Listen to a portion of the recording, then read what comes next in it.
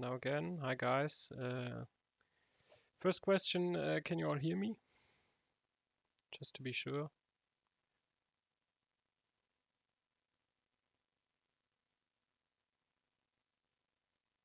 Yes, perfect. Yeah, today I would like to show you some stuff regarding to VBA and again regarding to AV evasion and yeah, the possibilities on how to build Office documents with macros to execute code on a remote system or on a system where you got initial access for via, for example, phishing.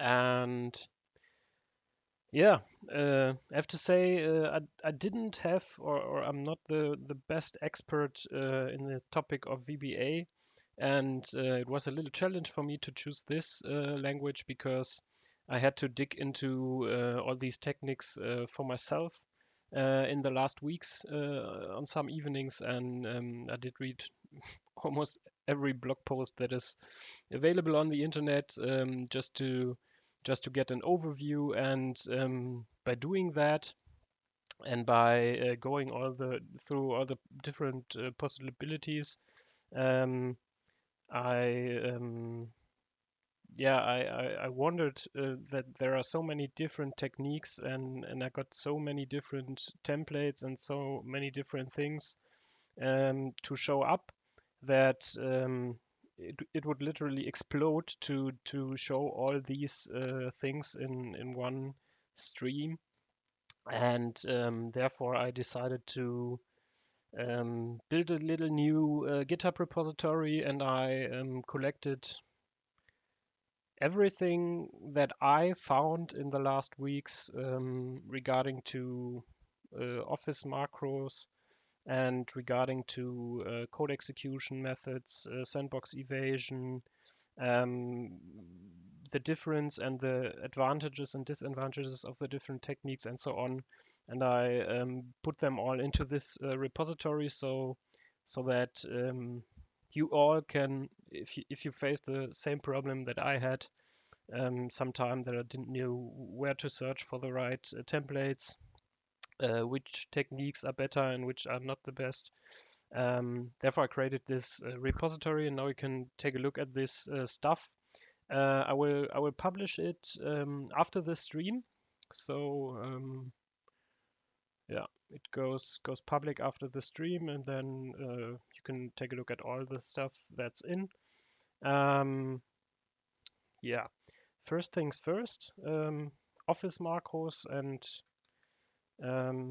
especially the detection methods from AV vendors is a little bit different to, in my opinion, in my personal opinion, is a little bit different to the detection techniques that are used for almost all other languages. That's because of how the code execution works actually. In the normal case, can just put this notepad. In the normal case, we as attackers, or we as simulating attackers, we're not the bad side, we're the good side, and we try to simulate real attackers to show our customers what attackers can do, what they can reach, and so on and so on. But I think there are two main methods or use cases for Office macros, and the first one is, in my opinion, phishing with an embedded document.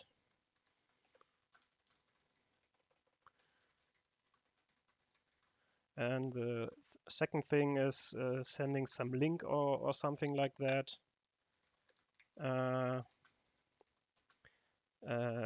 to download a malicious file. And that again can be some Office document. It must not be an Office document. It can be an executable or whatever.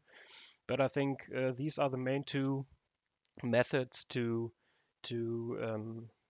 get initial access to a company network. Besides from vulnerabilities in the external infrastructure, besides from physical access to just connect to the network, besides from social engineering on site, and besides from things like watering hole attacks, or if we compromise some vendors for the customers, then, but we cannot simulate this because this is out of scope to compromise other companies and not the customer himself. So for us, this is what we can do. Often there are contact formulas or something like that on websites with upload possibilities. If you have something like that, then it's also a good point to upload, for example, an Office document. Maybe Office documents are blocked on the mail gateway, but they are accepted when they come from the web server. So this could also be used to actually bypass mail filters. So in this case here, we have in the first instance, there's the mail gateway. The mail gateway can analyze our phishing documents. It can also look for signatures. It can look for VBA code inside and just drop everything with code. It can put the document inside of a sandbox to check how it behaves, and if it's malicious behavior, then it can drop the email. In the second case, there's also the mail gateway. In the first instance, it can maybe analyze the links in the emails. It can browse. There are some solutions that can browse the links and analyze stuff that's behind it. So they could also, if you just send a link to some, for example, simple HTTP server, then it's likely that this link gets analyzed, that the document gets analyzed, and that this is also instantly blocked. So we have in this case signatures. We have in this case sandbox analysis. In the case of sending links, we have link analysis, for example. Yeah. And if the person that receives the mail or the document opens up it, then we have the endpoint security, which is the AV in the most cases. That's the same here. So this is again in the most cases signatures. It can also be sandbox analysis again. Behavior analysis. And yeah, behavior analysis is mainly the topic for everything that an EDR or other things do in the very end. So, and we have perfect timing. Red team engagement, yeah. The first red team engagement is always, yeah, not the best prepared. Let's say it like this. Or in my case, it was. I spent several weeks for preparation, and I read the book from Joe West. I did read that, and I planned everything right away, like he describes it in this book. I can recommend this. That's maybe not Joe Best Red Team. This book here.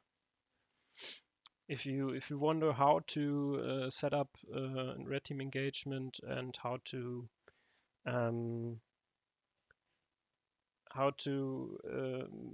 which processes you need and which teams you need and which persons are involved and which tools and or techniques can be used, then I can recommend this book. It was really useful for me, and this was more or less the baseline for me to plan red team engagements with our customers.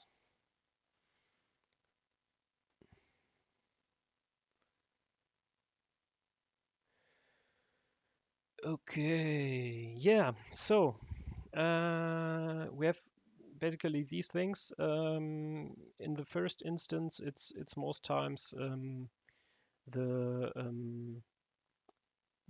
analysis of the signature, and there are some. If you just Google for code execution via macro, then you will process create. In the first instance, we will most likely find all the stuff that's used by vscript shell and or shell Windows process creator. I'll open up these templates first. This is more or less the first thing that you find if you take a look at how to execute code on or with an Office document. And it's more or less just creating an object for vscript shell and then calling exec for this newly created object, and then you can spawn, for example, a calculator. If you do that, then it will execute that. If we save this file, I'll start in the very beginning because this will most likely again be a stream that's not the shortest. Other people do shorter streams, but if you get tired of it, then you can take a look at it later on YouTube. We have two possibilities here. We can save the document as XLSM, or we can save the document as XLS. XLS is the old version which can contain macros, and XLSM is the new version. In this case, we'll just save it as XLSM and as calc. In the Visual Basic function name, I used AutoOpen here. AutoOpen is used to execute this code on startup. So when the document is opened, then the code inside of this function will get executed. There are other possibilities, like you can say if a workbook is opened here like this, or another one, then you can spawn is the wrong word, but you can say if someone clicks on sheet 2 or if someone clicks on a link or whatever, then the code is executed. In this case, I'm using the way that is most straightforward, let's say it like this. And if the document is opened, then we have this warning message here. Most people, this is a little bit sad, but most people in the IT world and in any company just ignore warning messages and click on the buttons just to get rid of them. If they do it in this case, then we will see that this didn't work, which is pretty much a showcase effect here. Can turn both on for the moment.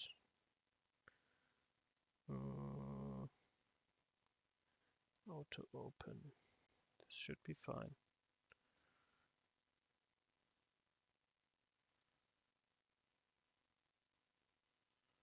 This is fine. There's some showcase effect here. I don't know. Auto open, retry. Yes.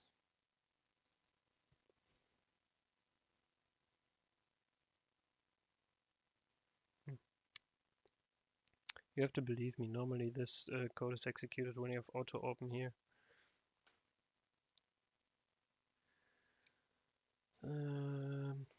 But this is, it will work. I don't know what I'm doing wrong here in the moment, but auto open. It's a little bit stupid that, because I used that all the evenings in the last days, and now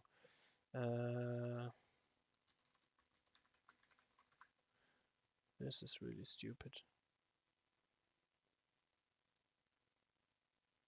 Normally it's not an underscore. Is it an underscore? Did I do it wrong in all those templates? Man.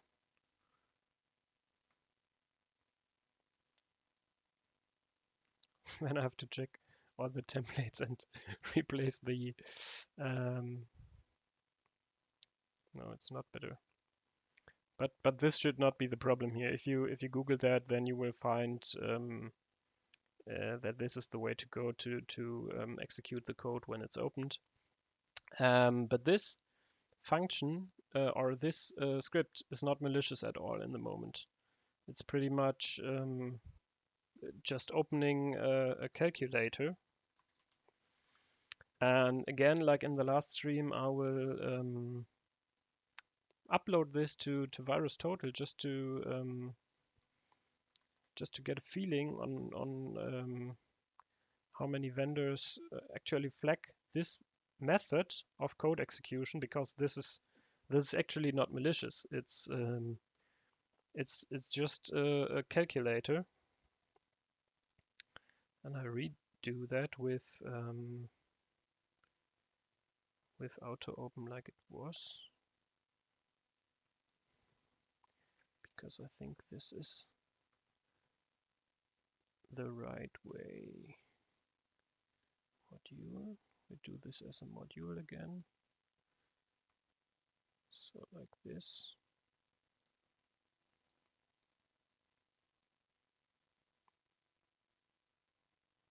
No, this is not opened. Okay, I did the same check 2 or 3 months ago, and there were more vendors than one that flagged it. So in this case, it's only one. Maybe because I didn't use the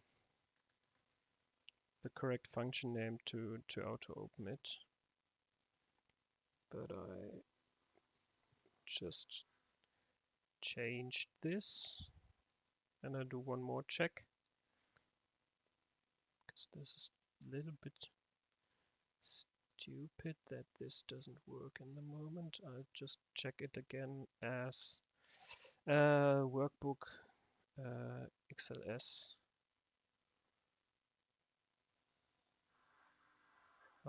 That's also bad.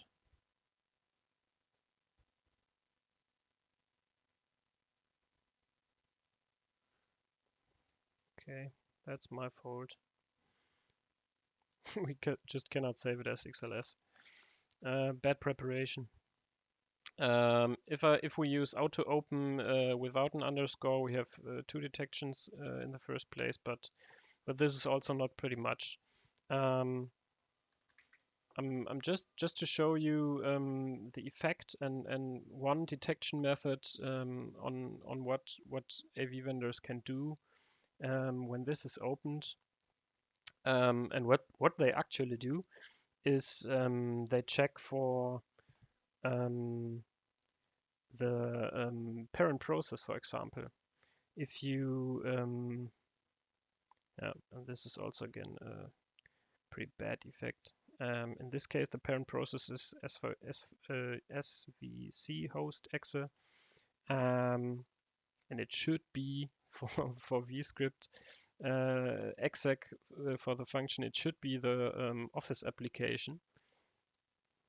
And nothing's working like it should.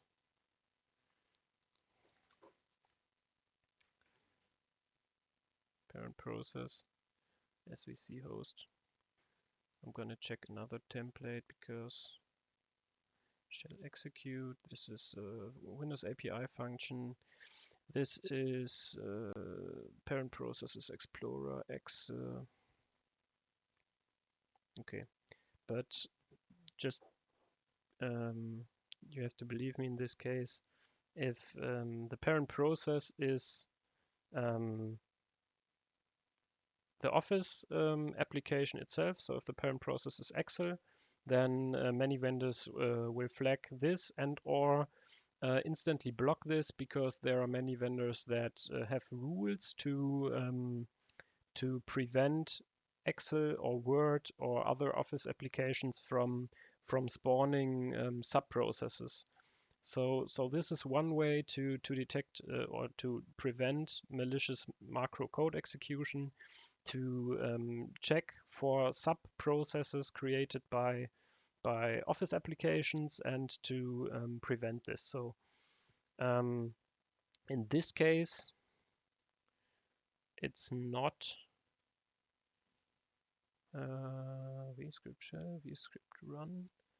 We can retry with, instead of exec, we can retry with run.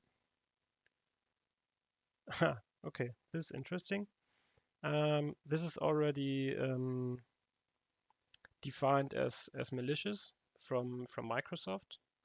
So Microsoft says this macro contains malicious content and is blocked, and it was just a calculator being spawned in this case.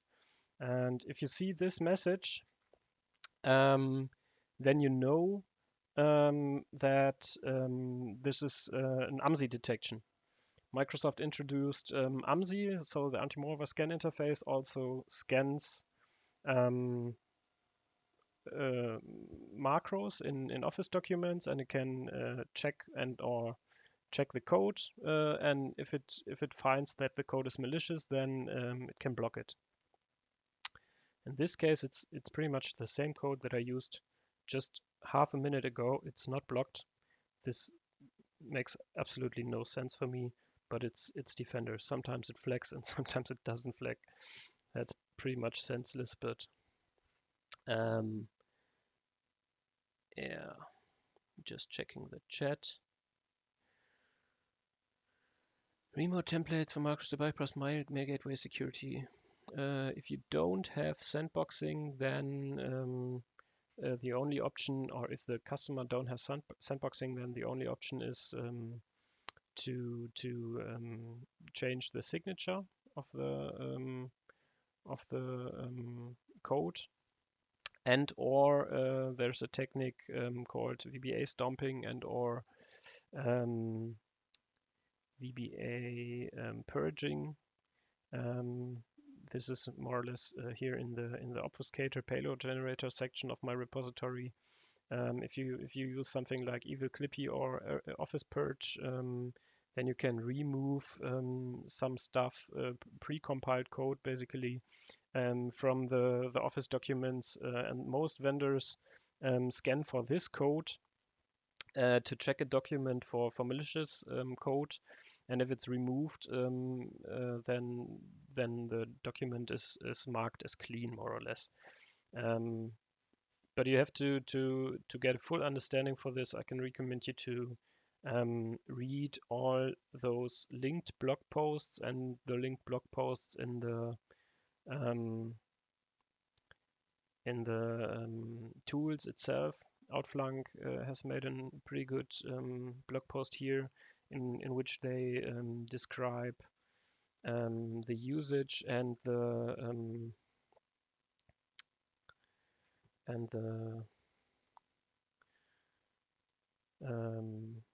reason on how to do this. And there also is, I think they also uploaded an detection rate on VirusTotal. This was 2019, so it's most likely the vendors got better. but in this case they used in Cobalt Strike a macro that contained shellcode for Cobalt Strike most likely. It had 34 detections, and after using this technique with Evil Clippy, only one vendor detected this file as malicious. So it's pretty good to use this technique to evade signature-based analysis. But from what I understood, this technique has one downside, and the downside is that you have to know the target's Office version, and you have to create it for the target Office version. And it only works, the document only works for the version that you specify with the tool. So if you create an Office document and purge the content via Evil Clippy, for example, then and if the customer is using another version, then your code will not work and it will not execute. So this is the downside. But if you know the remote customer's version they use on the clients, then you can do this, and you can defeat most likely still many signature-based analysis tools. But as I said, I can recommend you to read the blog post by yourself, and it's pretty much I really like this technique personally. So this is not so good sorted at the moment, unsincerely. I had some more run exec. We just take a look at run and exec. So all these templates that are opened up here are used to still create a new process and to execute a command. We have different possibilities to execute code. From my point of view, or what I found so far, I'm 100% sure that what I found is not everything, and that there is more. 100%. Run function, for example, the exec function, or no, we'll do this in topics. Process creation is one topic, more or less. Shellcode execution is one topic. We can also execute code by persistence techniques.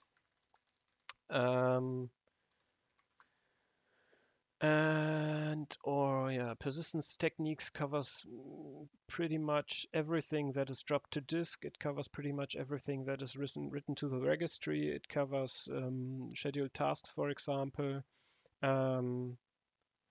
Evasion is, you mean something like UAC bypass or something like that. I would not put this in the category of how to execute code. Sure, it's possible to use an UAC bypass before creating a process. I'm not sure if it's useful or if it even makes sense to bypass UAC, and if you can execute code in high integrity afterwards. I'm not sure if this is possible for persistence techniques. Yes, you can use drop, for example, a binary, and you can use some UAC bypass technique to open it up in high integrity. But in the most cases, you will not know if the target that opened up the document is administrator or not, and if he or her is not administrator, then it's pretty much useless to use an UAC bypass before. Lateral movement is possible. There are different techniques, decom code execution, for example, and so on. But in this stream and in the repository, I am focused on all those techniques to get initial access. And initial access and lateral movement is way different topic. I won't cover lateral movement in this stream. Maybe some other day in another stream with the topic lateral movement, that would make more sense. The repository is private in the moment, yes. I will publish it after this stream, and then you can all take a look at it. So yeah, as I said, I did read many blog posts in the last weeks, and this is one of it. One F-Secure blog, for example. If I took the code from one of the blog posts, then I also put a comment in with the corresponding blog post so that you can read it up and that you can take a look at it from yourself. This technique here is also for process creation, and you can actually use or create a scheduled task via schedule service object and create the task, and then you can specify a binary to execute. You can use, for example, a CMD executable here with /c and with any command afterwards, or you can execute PowerShell here, for example. And this is created by a scheduled task in this case. There are some advantages of using a scheduled task for code execution in comparison to the others. For example, the first one, if you create a scheduled task, then the parent process will be SVC host again. So the parent process is not the Office application itself, but SVC host. So this will, in the first case, prevent detections that take a look at the parent process. The next thing is, in this case, nothing is used that is just executed for the moment to spawn another calculator. Oh, this is also now detected as malicious. This is funny because I was using all these templates pretty much the whole week.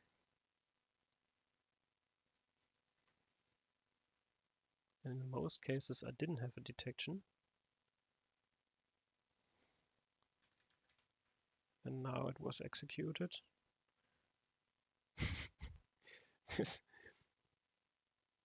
Yeah, maybe they are looking into private repositories, but yeah, in this case, this is pretty much again the same which I did just a minute ago. The same macro is flagged in one document, and if I open up a new document, paste the code in, and execute it, then it's not flagged. This makes absolutely no sense. This update task here is created, and it should automatically spawn a new calculator process, and it did. Just open up the new calculator process here. I think after 1 minute. And in this case, oh, I was so stupid to instantly close this calculator. I wanted to check the parent process.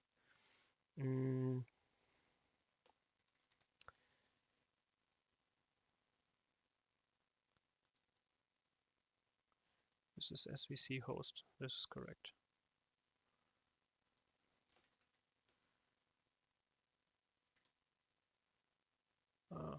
Are they all? I'm gonna open up a new. Maybe it was an old process that was already killed. No, it was not SVC host. So in this case, we have the correct parent process.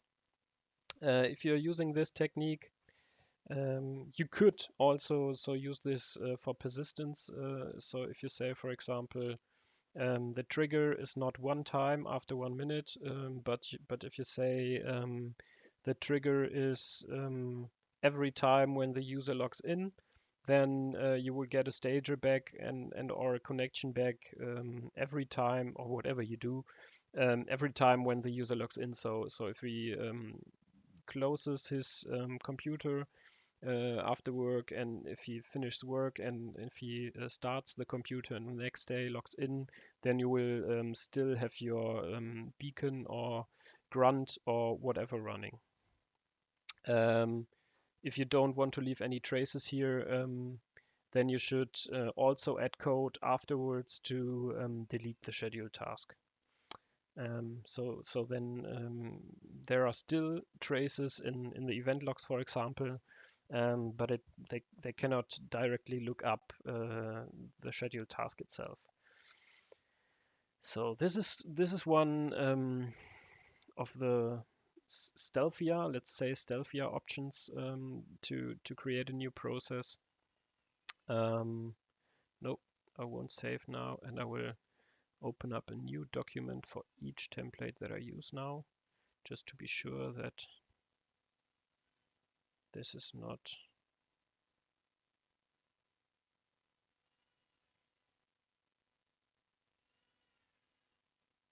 Microsoft doesn't like me here.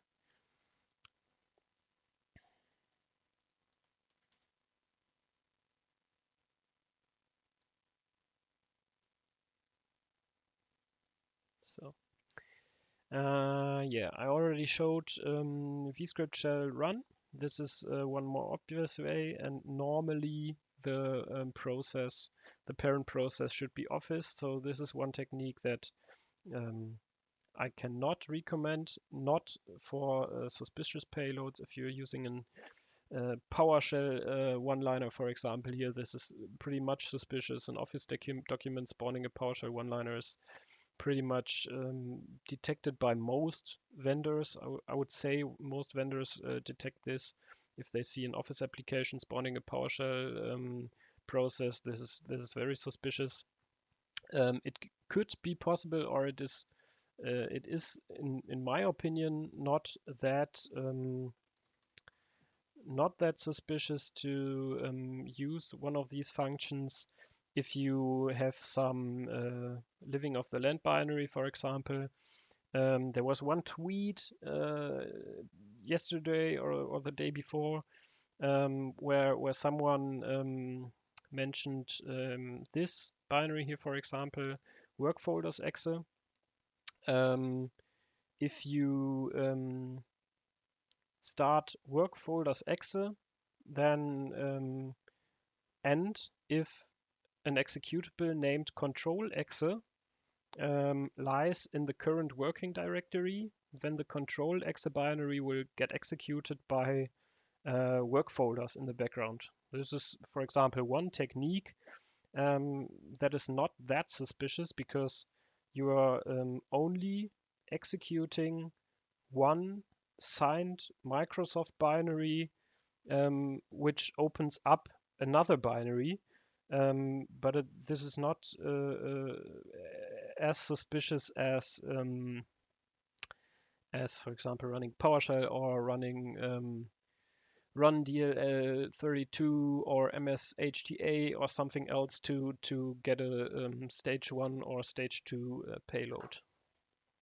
And in this case, I made a little template to drop a binary, which is the binary bytes are contained in the macro itself. And this is dropped into the directory temp, environment variable temp, which is C users, the username, app data, local temp, and control access dropped into this directory in this case. And afterwards, or before, we changed the current directory via code to use the temp directory as our current directory. And if we then execute Workfolders exe, then our stager, our executable, named control-x in this case, gets executed afterwards. But this gets executed by the Microsoft signed binary, which is less suspicious than directly dropping an executable and executing this newly dropped executable via exec or via run. Yeah, it depends. I think MSHTA is less suspicious than PowerShell, but I think I would still not use it in this case, because if you use MSHTA, then you have to, in the most cases, you have to download one remote payload, and this is one more indicator of compromise, or this is one more thing that can be detected. If you do any web download or any if you retrieve any new payload from a remote web server or something like this, I think this is, in my personal opinion, more suspicious and one more point which can be detected than if you don't do this. Sure, your command and control stager will most likely also use HTTP or something like that, but it won't load an executable from a web server. And if you load an executable from a web server or a JScript file or an SCT file or whatever HTA file, then the AV and EDR or whatever can analyze the file that is downloaded. So I think downloading new payloads from a remote web server is less stealthy than embedding the payload as a whole in the script somewhere, or and to execute it from there directly. But you need to make sure, if you embed it in the document itself, you need to make sure that it's obfuscated and or encoded and or encrypted. If that's the case, and if it's decrypted on runtime, for example, then you should be fine in the most cases, at least for signature-based analysis. So the exec is more or less same with run from what I found. Then we have the possibility to create a process via VMI. This is the right term. And we'll do this again because this is a difference to the other techniques again, because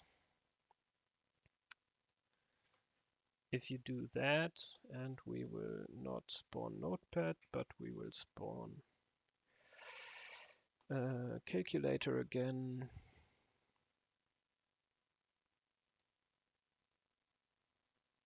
So if we do that, and if we take a look at the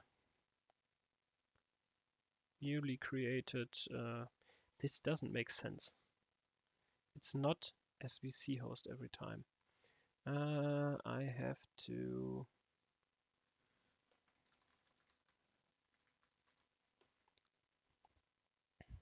did some testing and definitely had other results than now. So I'm going to use Process Explorer in this case instead of Process Hacker, just to make sure that this is not a false positive somehow.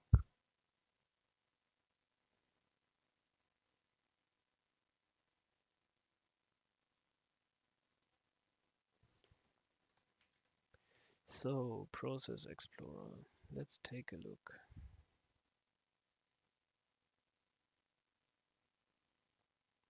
Most likely we should start this as administrator.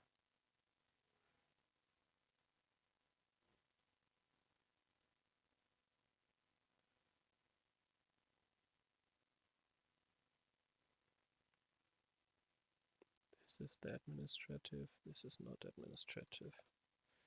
So we have one calculator here. Let's take a look at the parent process. It's still SVC host. This makes no sense to me. From what I read, again, and I think I also checked that, if you start a process via VME, then the parent process should be not SVC host, but I have one more alternative. Just checking that again. The VME executable itself.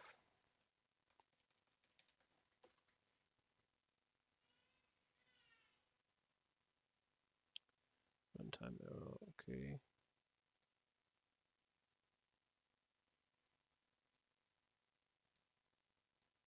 Process Explorer just crashed or what? Or did I close it?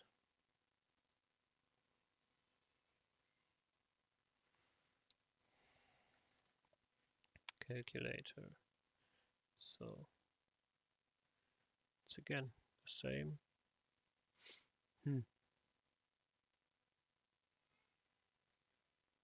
Someone has to prove me wrong here after this stream, because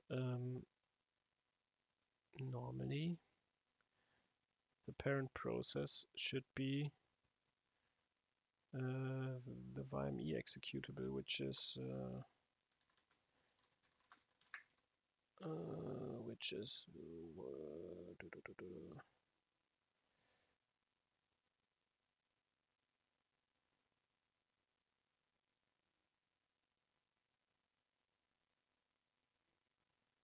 was also mentioned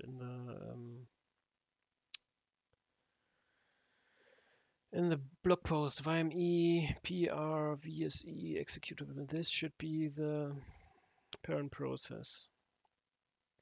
Recheck this one more time. Can't believe that I'm that stupid. And I will close this because I will spawn Notepad now just to be sure. So we'll spawn Notepad. There's some error, but Notepad was still spawned, so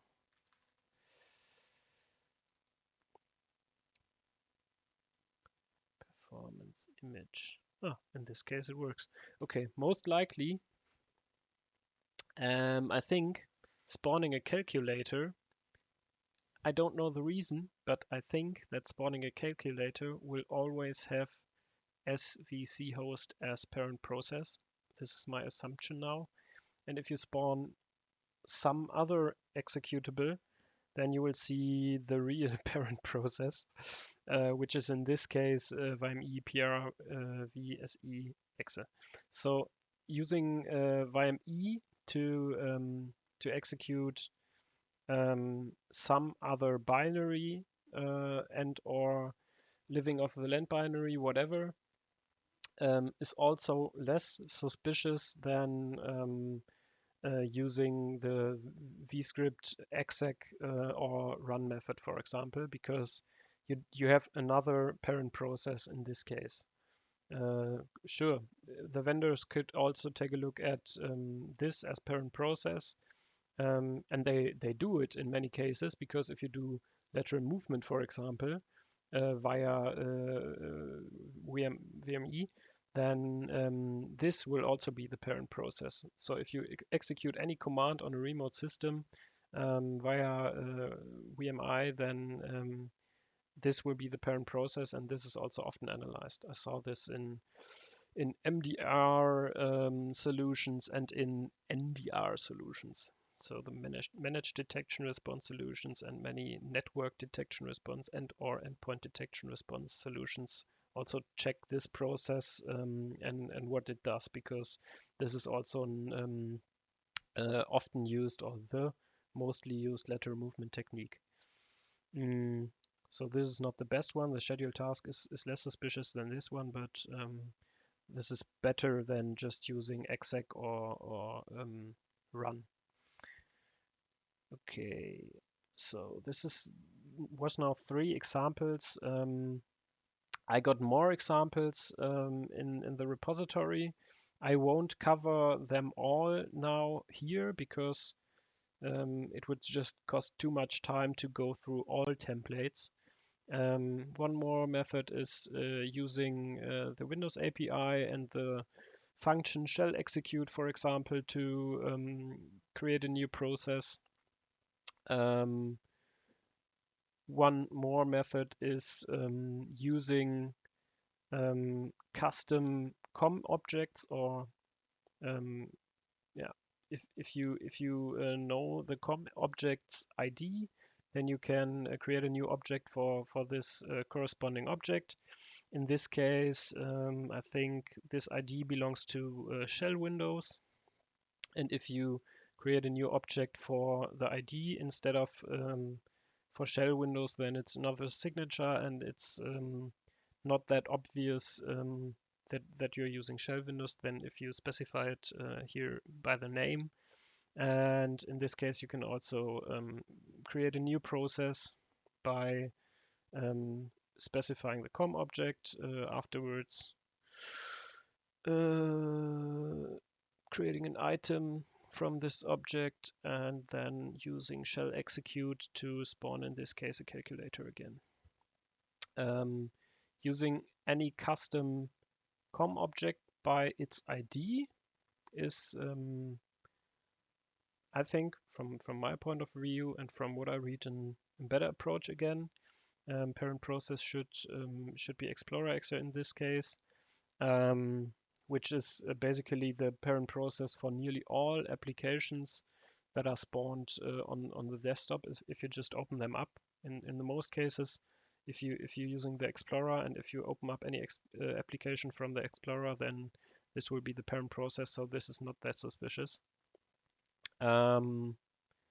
Yeah, and using COM objects instead of the names is in general a good approach to not get detected, especially if you are using an object that is not already published somewhere in a blog post. So if you do some research on your own to find some other applications and their COM object ID, then it's and if you're using that, it's much less suspicious than using one template that is already public. And everything that is in my repository, or nearly everything, is already public because I found it on some blog posts, and maybe I created 10% of the templates by myself, maybe.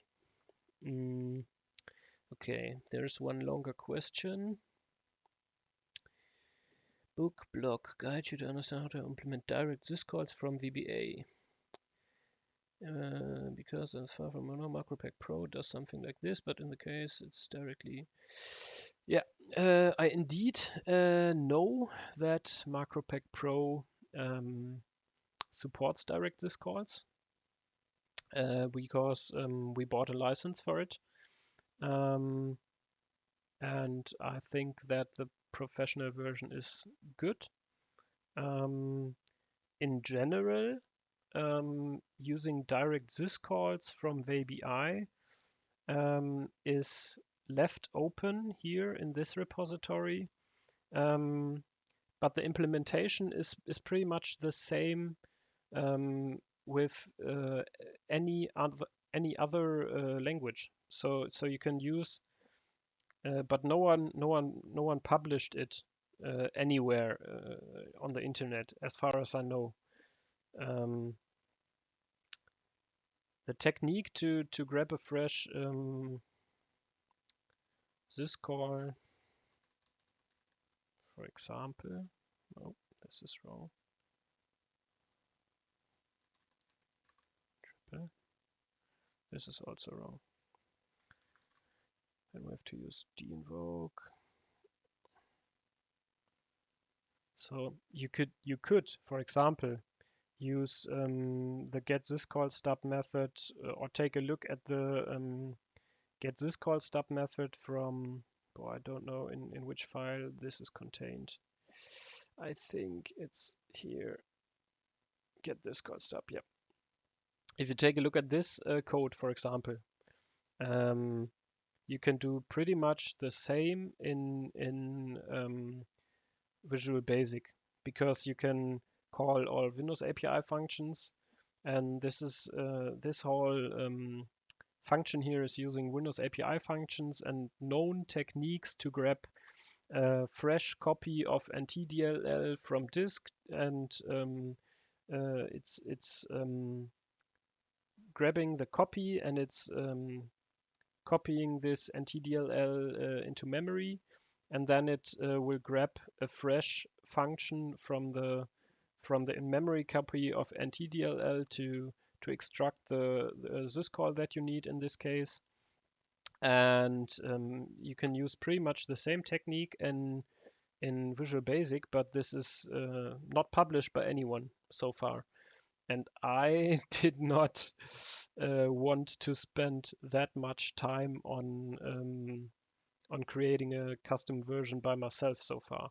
Another approach would be to use syswhispers, for example, and to create all the syscall stubs that you need via syswhispers. And if you do that, you can embed all these functions created by syswhispers into your Office macro document, and you can use it from there. But same thing, no one published the technique so far. I also found no one publishing any unhooking techniques for Visual Basic so far. And these two techniques, from my personal point of view, are very important to get rid of detections for pinvoke and for Windows API calls to execute shellcode. But there are also other methods to get rid of those detections for Windows APIs. And I will also mention them, or I can do it here.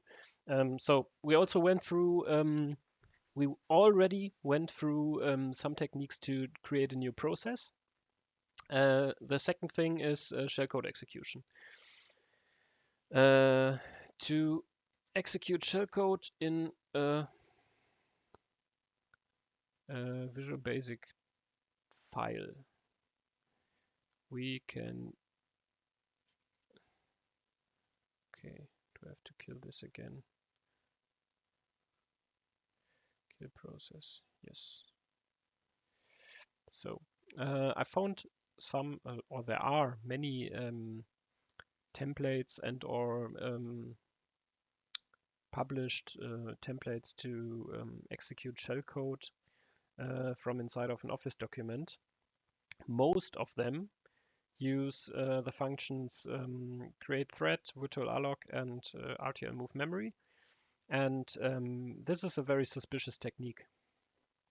If you use this technique, then you will most likely get caught by the AV, because they all hook the functions that are used behind create thread, for example.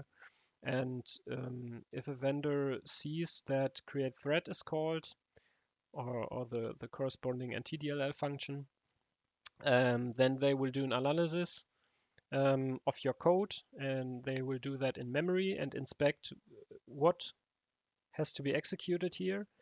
And in any case, even if you encrypted your payload and decrypted it on runtime, if you call create thread, then your payload will be decrypted, and so it's in clear text in memory, and then you can be caught. So using these functions is really suspicious, and you will only, or the only way to not getting caught in this case is using shellcode that has no signature, or that can't be detected by a signature. So you can't use any public shellcode generator in this case. You can't use MSF Venom, because MSF Venom will generate payloads that are detected by all vendors.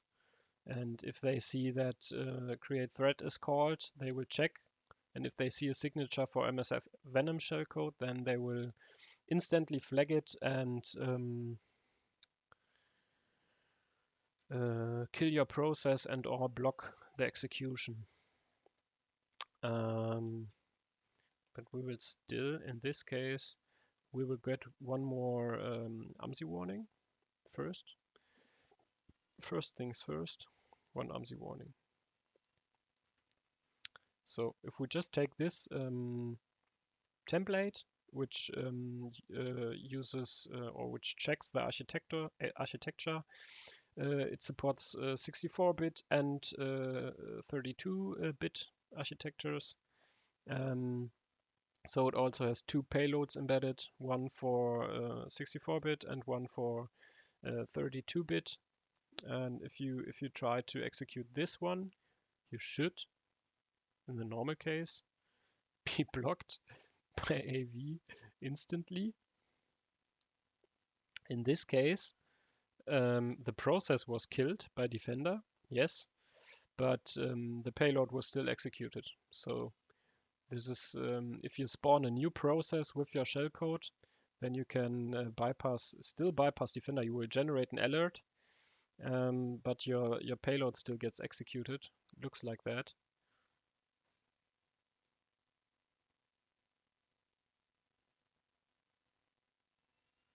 So, but this is not what I wanted to see. In the last week, I got an AMSI warning. Let's try that again. Module. We'll add this as module now.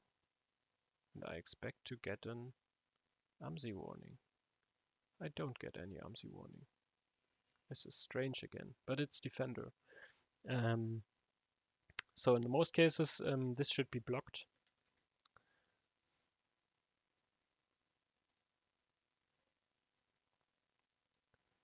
I'll recheck this with one shellcode template from my notes, just to see if this is also not detected. MSF Venom, MSF Venom. Same thing here. Oh, this also works. Looks like Defender has a bad day. When I tested this yesterday or the day before, I got an AMSI warning all the time. So I cannot tell you why this is not detected in the moment. Normally this should be detected because it's MSF Venom shellcode and it's using 3 well-known techniques or functions which are analyzed normally. So this should be detected. But it's possible to use many other functions to execute shellcode. And if you use other functions that don't trigger an in-memory scan,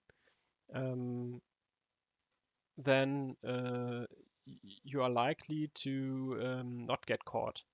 And there's one nice script, for example, on GitHub, Trigan, which contains many different shellcode execution techniques and or native Windows functions, alternative Windows functions to execute shellcode.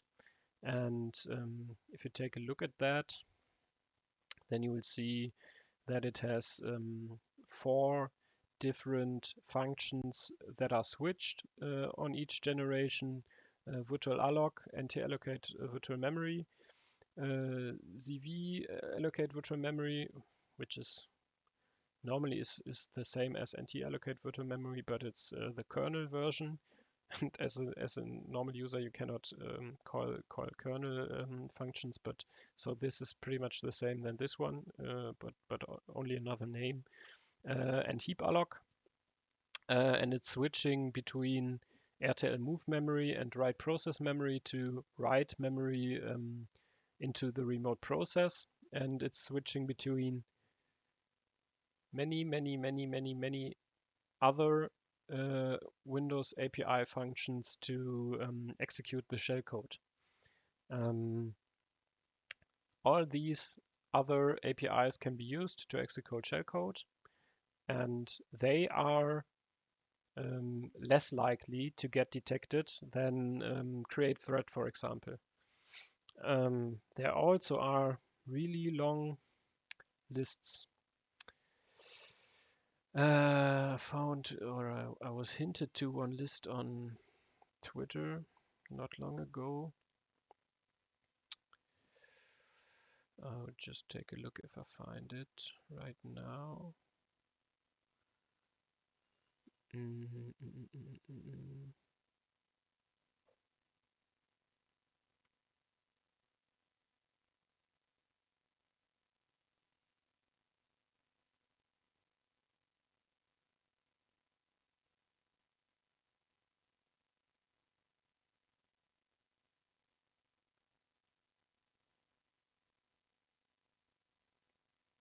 Not that fast.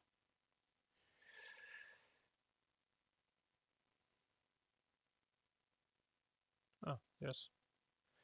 Also retweeted this. I will put it into the chat so that you can take a look. So this is from 2016, from I think it's Adam Chester. I think it's from Adam Chester, and he had a pretty long list on which Windows API functions can be used to execute shellcode. If you take a look at this list, you just have to read the Microsoft Docs for one of those. Take a look on how or which parameters they support, and you can build your own shellcode execution more or less method technique by using one of these, and the shellcode will less likely get analyzed on runtime. So you even don't need to use unhooking and or syscalls to bypass detections for shellcode execution. If you use an API function to execute it, that is less known.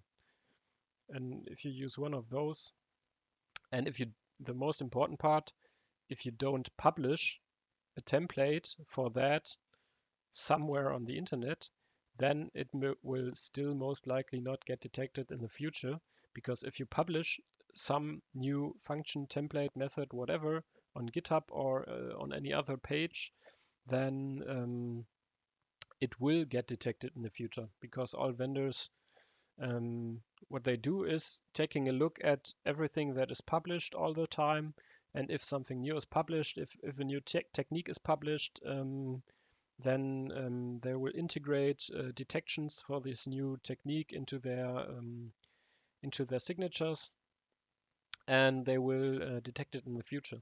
So to be sure of not getting detected, you have to use one of these functions. For example, build your own template. You can still use virtual alloc, and or you can use one of the other functions that I just mentioned to allocate memory. You can use write process memory is one of the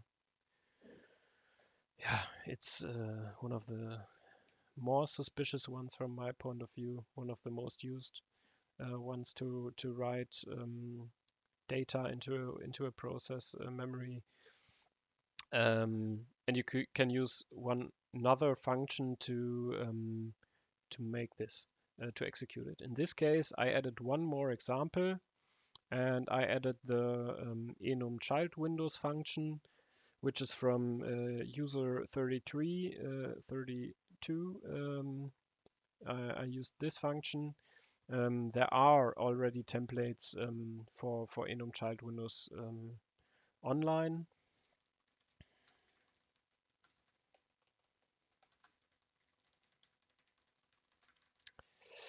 You will find them if you take a look at, for example, those repositories.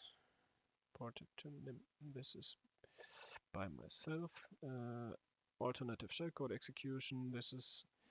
These are many more functions that were, or the full template on how to use them to execute shellcode was released 7 or 8 months ago, some 4 months ago.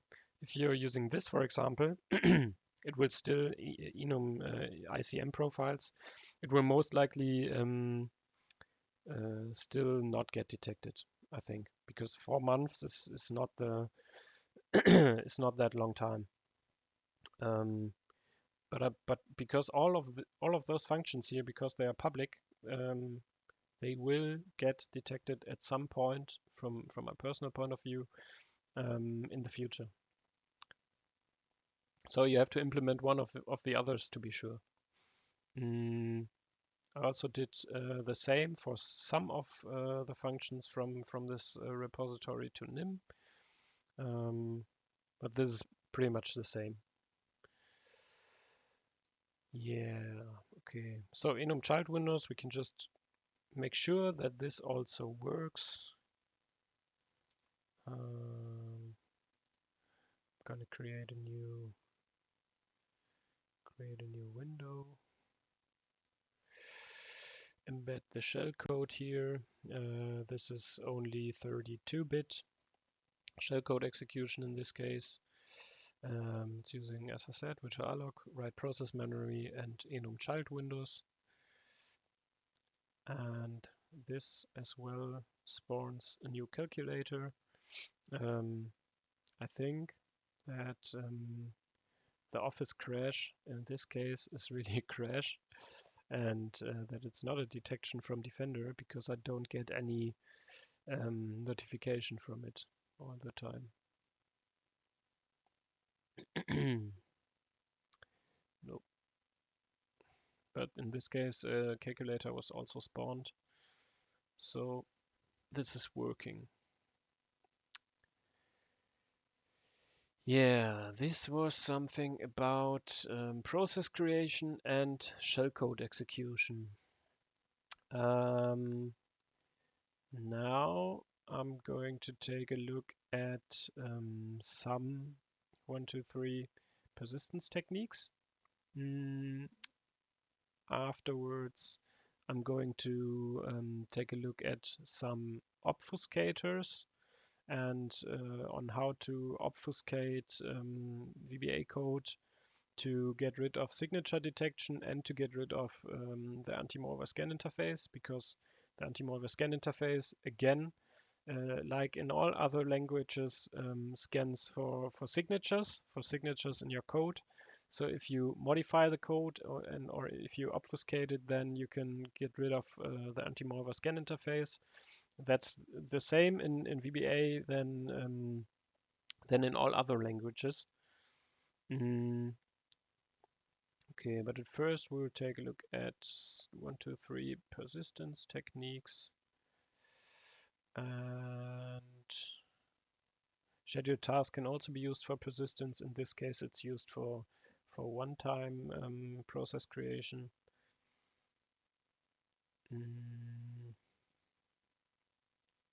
Shell Windows process create, dropper executable.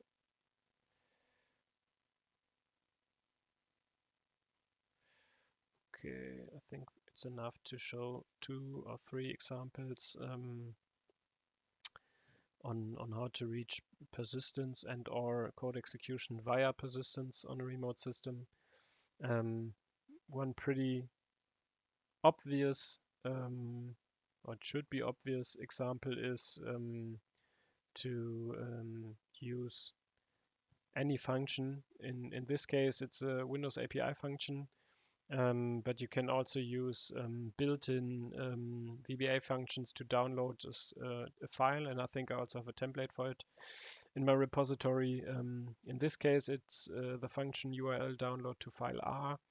A is used to download a payload from a remote system and to put this payload named test executable into the startup folder. The startup folder should be well known. This is a pretty suspicious, or one of the most suspicious,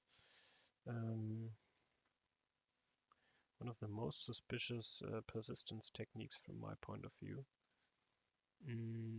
This is the startup folder, and if you drop any executable and or a batch file or anything else, maybe a script file that is, but you don't know if the script file is executed with the default scripting application, that could be a fail if you use a scripting file. But if you place any executable in this directory, then the executable will get executed the next time when the system is started and or the user logs in. So if we drop an executable into this directory, and that's what the template does, it downloads an executable from a remote web server and puts it in this directory, then you will get a shell and or a beacon and or a grunt, whatever, a connection back when the system is started the next time. So you won't get this connection instantly. You could also modify this template and add an run statement or an exec statement here afterwards for the binary to instantly execute it. But this would make the persistence technique in this case pretty much senseless from my point of view, because then you are more suspicious. If you use exec on run and create a new process from an Office application, then this is suspicious. If you just drop a file somewhere, okay, the startup folder is again suspicious, but if you drop a file somewhere else, not into the startup folder, but for example into the Office template file directory, if you put an Office document with a macro into this directory in the template directory, then you would have persistence every time when the user opens up any Office document, then you would get a connect back. This would be a less suspicious technique than the startup folder. Yeah, but this is not creating a new process, and because it's not creating a new process, it's one less indicator to get detected in the first way. Using a download is like I said, one more indicator. So we have one less because we don't create a process, but we have one more because we download a file which can get detected. So this is also not the stealthiest way. You could, for example, also create a batch file in the startup folder, and the batch file will get executed when the system is started. And you could directly embed your whole payload here in this point, because in this case calculator would get spawned if the batch file gets executed, but you could also use PowerShell, MSHDA, run DLL32, whatever, to create a process on startup here directly. And this is without downloading any file. This is one example to create a new registry entry via VBA. I got the template from this blog post, and it's a new registry key that's created in software Microsoft Windows current version run. The key is named, in this case, persistence from Office. Obviously, you should change this to something less suspicious, maybe Adobe update or whatever, and you can put your payload in this side here. And if you do that, then yeah, your payload is stored in the registry, and the next time when the system boots, your payload gets executed. It's pretty much a persistence technique like startup folder, but in this time it's the registry. Yeah, this can be detected if the vendors take a look at registry modifications from Office documents. But I think this is less suspicious than dropping a file, because you still do everything from memory here if you're not dropping any additional files. So this is less suspicious than dropping a file into a startup folder. But there are also stealthier techniques like the Office document template, for example. Okay, this is just one. This is just one more technique to create a registry entry. It's using a built-in VBA function. Just one more example. It's another technique from the code base, but it's the same use case and it has the same IOCs more or less. And then I created one more example to show, for example, that you can use a whole binary, embed the whole binary as bytes and or char and or base 64 encoded or whatever, and you can decode that on runtime and write that on disk. That's what I said, I don't know, 20 or 30 minutes ago. In this case, it's just the calculator from Windows. So I used the calculator binary. I would just use this as one example.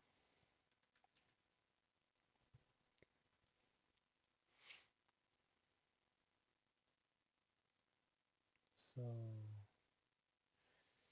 if we put the code into our editor and execute that, then we should see that a new binary is created in the startup folder. In this case, it's the calculator from Windows. So, but you can embed your own payload and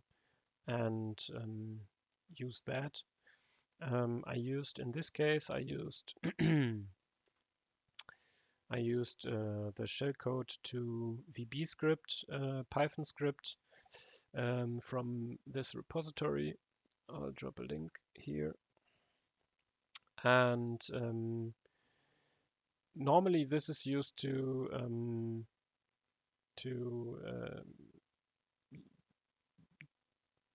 specify shellcode. You specify shellcode as an argument and an out file, and it will create an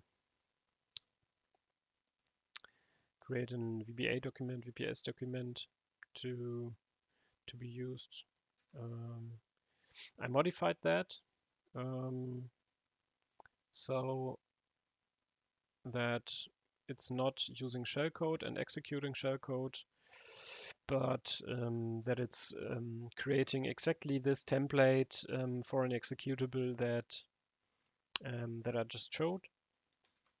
And to give you the option of creating, oh, I never opened up Gist here.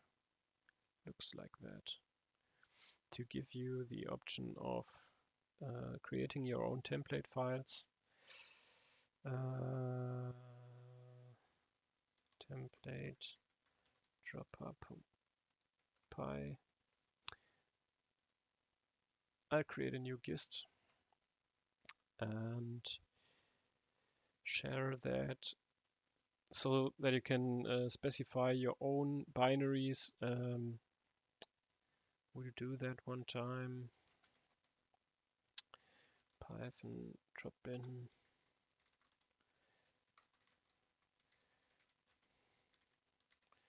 In this case, I'm just creating a file that drops cmd print fuck off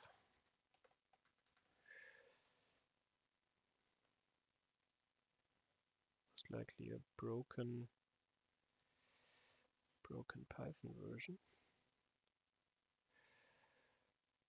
This will not work because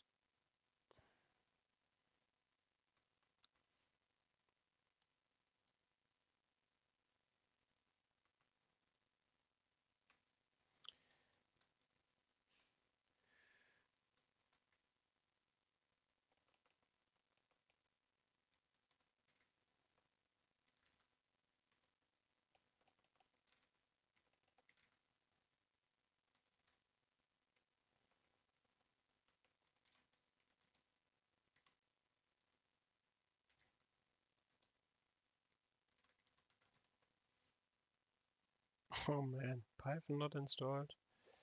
What? Oh, it's only Python 3. This could be a problem because I think it's not Python 3 compatible. Yeah, okay. You have to test on your own. But this works. I created all payloads on another system and not on this one, so this should work. And I shared the link. Okay, so we already went through process creation, through shellcode execution, through persistence techniques. Now we can take a look at 1, 2, 3 other techniques.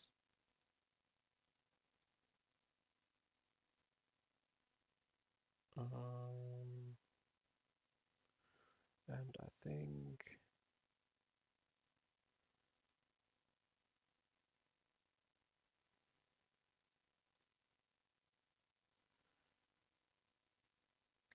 JavaScript, VBA, run PE. Okay, I won't go through all again. Okay, gadget JavaScript is a missing link. I did something wrong here. Gadget to JavaScript is a tool that generates or that can execute .NET payload assembly on execution. It can generate a template for JS, VBS, VBA based scripts. So we will use this to generate a payload. In this case, a covenant stager. To just take a look at how effective these or this payload generator is. I have to say I did not test the tool before, and if it gets detected, we can take a look at on how to modify grunt virus detected. Yeah. Okay, this is not fun.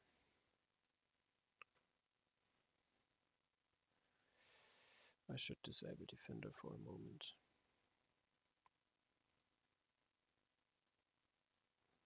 I think this was not an alert by Chrome, but an alert by Defender.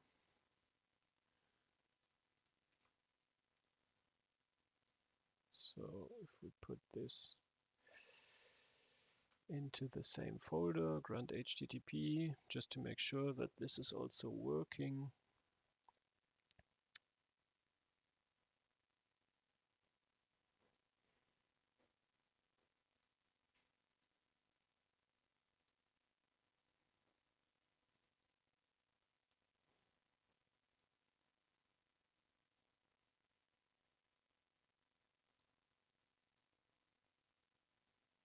Looks like this works.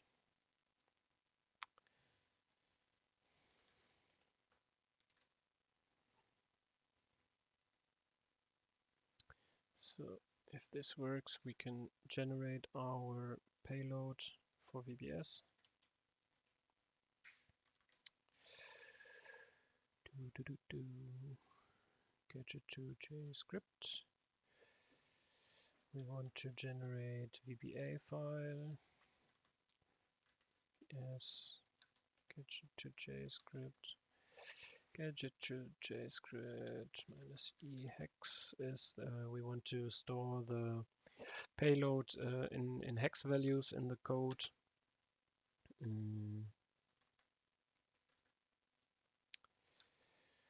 Gadget to JScript payload VBS VBA whatever. Okay, I did something wrong. E hex.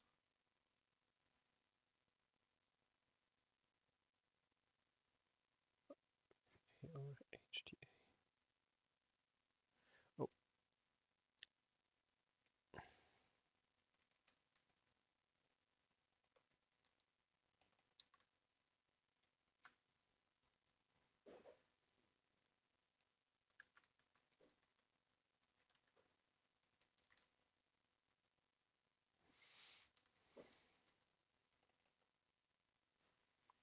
What did I do wrong here?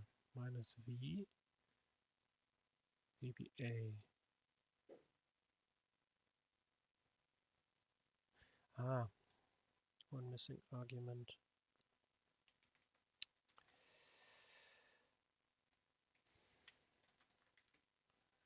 Okay, this looks good. We just created our VBA payload. You can take a look at it. And this is the payload. We have one hex decode function.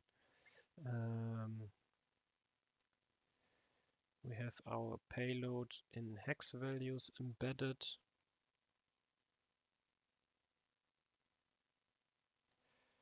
And the .NET payload is executed in this case by this tool because it's because of deserialization.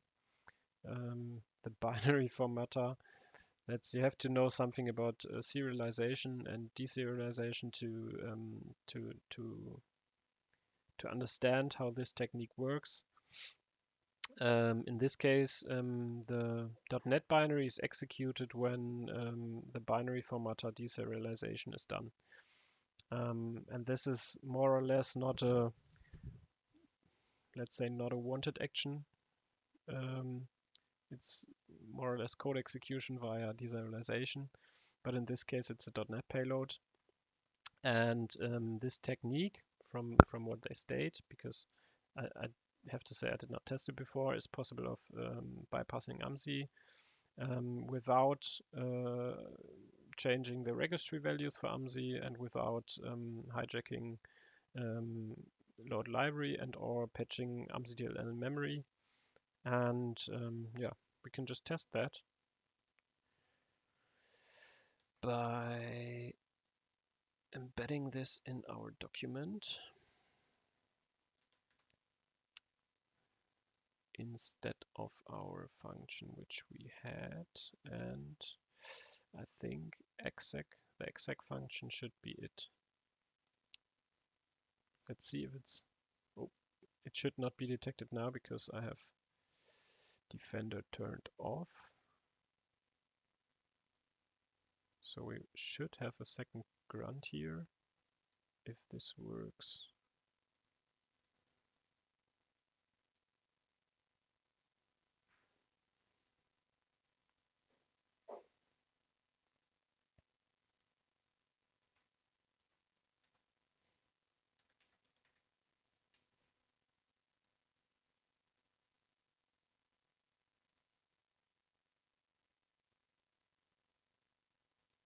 And that's not the case. Something is wrong.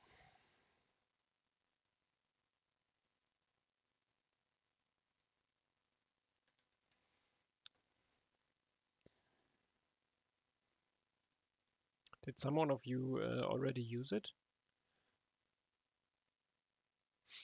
No, the payload in this case is from the README. The payload is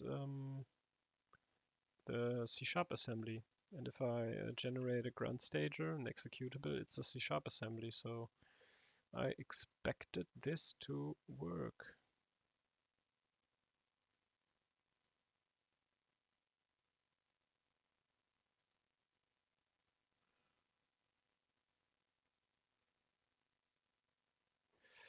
The grunts do indeed use the system proxy by default, yes. You can look this up in the source code. The source code is here in the template section, and it's definitely using the default web proxy and the default network credentials in this case.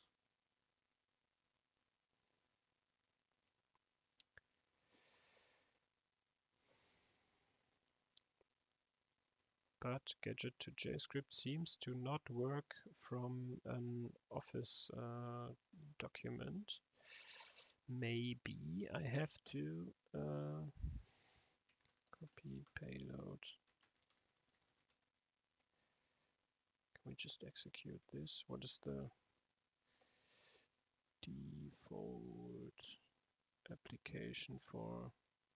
That's my stupidness now. I don't even know the default application to open up a VBA file.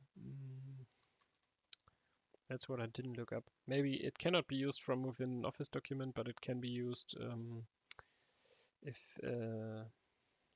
from the executable that opens up default application, scripting application. What is it?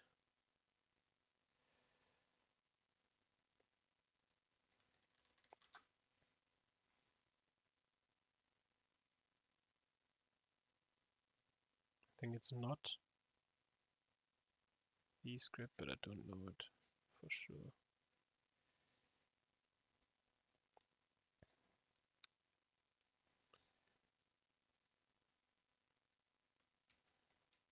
VBS.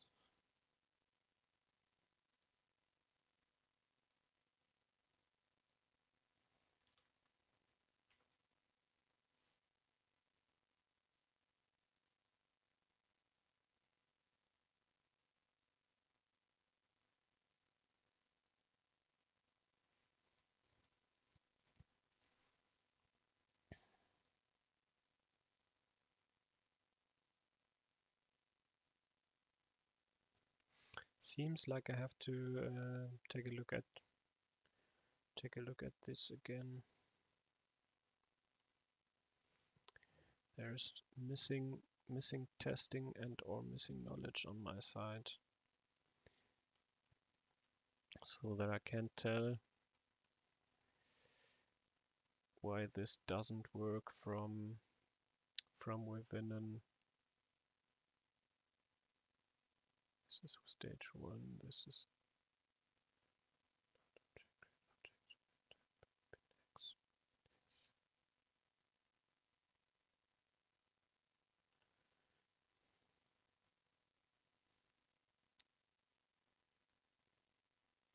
no. I have to do more testing. This would need too much time now.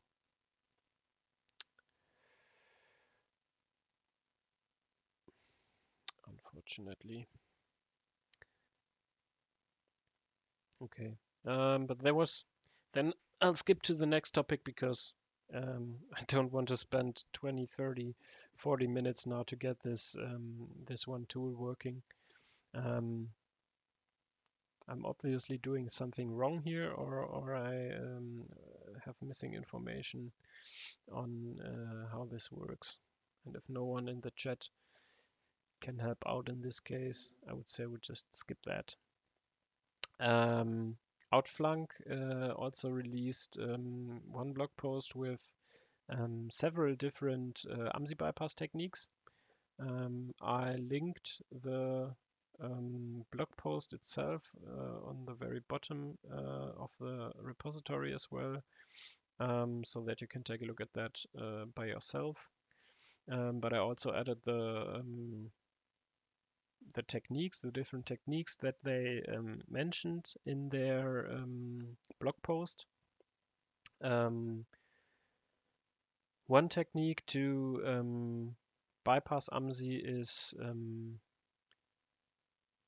exactly what I said in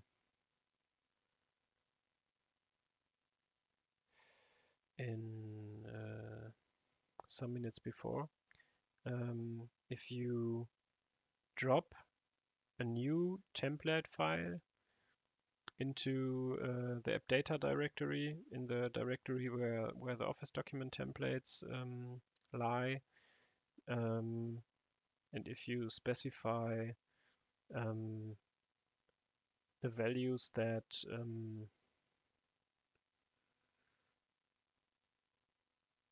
have to read that again. But somehow it's dropping a new template file into this directory, and if you do that, if you drop a new template file in there, then it will evade Amsi. Don't know if this can just test this out as well. But as you see, I'm a little bit noob by myself here. So we could take a look at the directory, app data,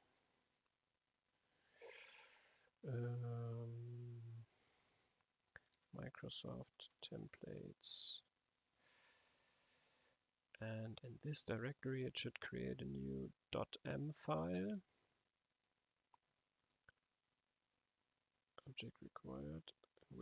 On which part is an object required?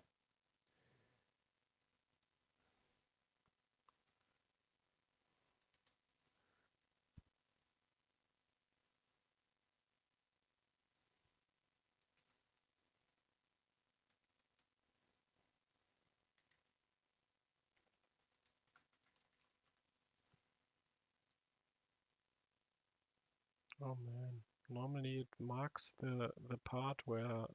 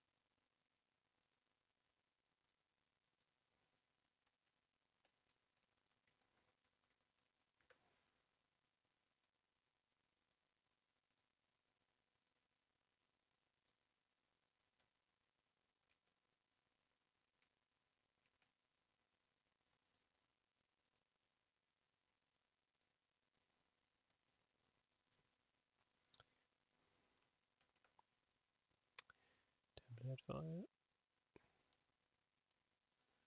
This line is the problem.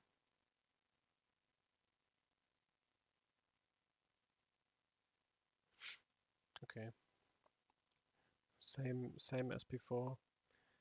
I would this is not enough preparation, but this is obviously an safe way to bypass Amsi, because Outflank is a trusted company in this case. I think that this will work. It's only my missing knowledge to not get it working instantly, and my missing VBA knowledge in this case to see how this works. Another approach which I tested yesterday and or the day before, and which didn't work for me, is this. They say if you use Excel send keys to fire up the start menu, and if you put your payload after this via read host, so I have to put it in into what I specify. That is, it should be executed. Can just check this again. Workbook open. Yeah, but this is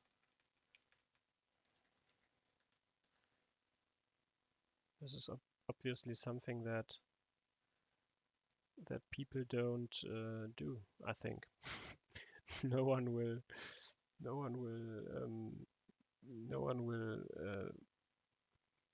execute this here afterwards. Press enter or something like that.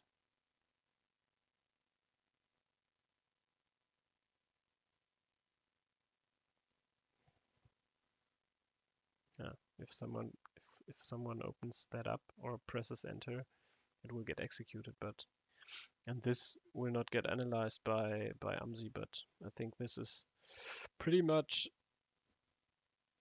maybe I understood it wrong, but I think this is pretty much useless for phishing, at least,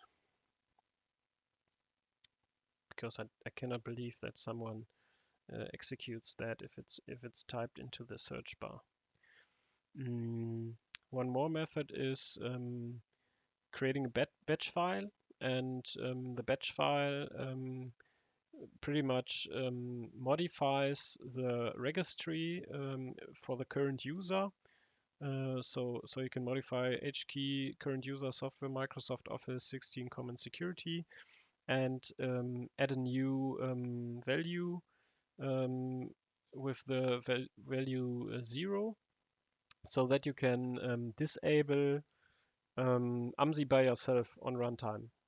If you drop this batch file on runtime, and if you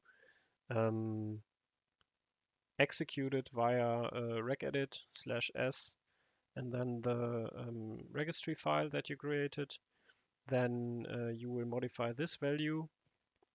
And if you modify that, you will disable Amsi, and afterwards you can execute any other malicious code that won't get analyzed at all.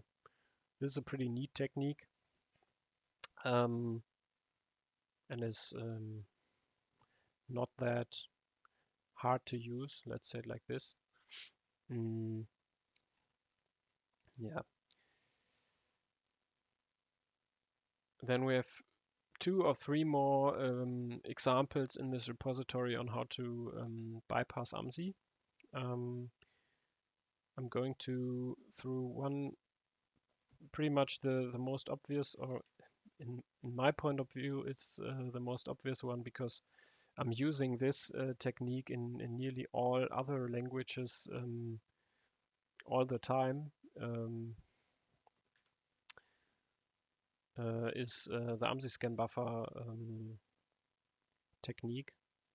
So if you search for AmsiDLL, if you load AmsiDLL in memory, if you search for the AmsiScanBuffer value, and if you patch the AmsiScanBuffer function with the patch bytes, this technique is well known. I already mentioned it in several other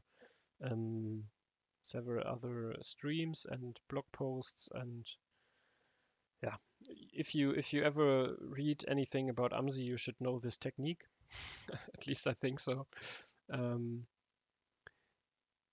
Outflag active, workbook path active. Is this for the one that didn't work?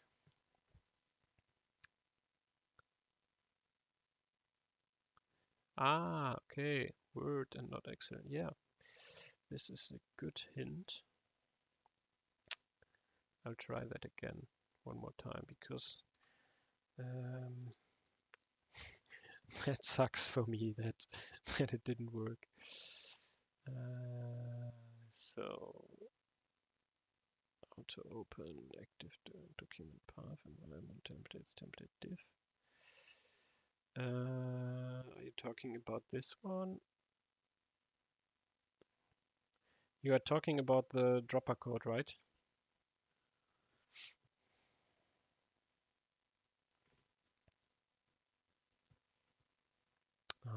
No, I've opened up this. Let's just save this AmsiScanBuffer bypass to take a look at it in I can't tell you, 5 minutes, 10 minutes, I don't know.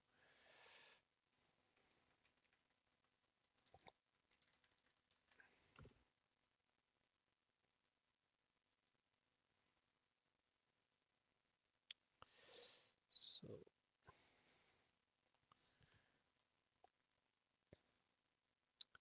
let's retry this.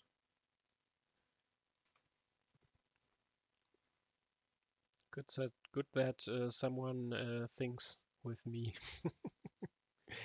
and I'm not the only one to think here. Okay, we have document. Say we have active workbook path, active workbook name. Okay. Active document. I have to document with workbook.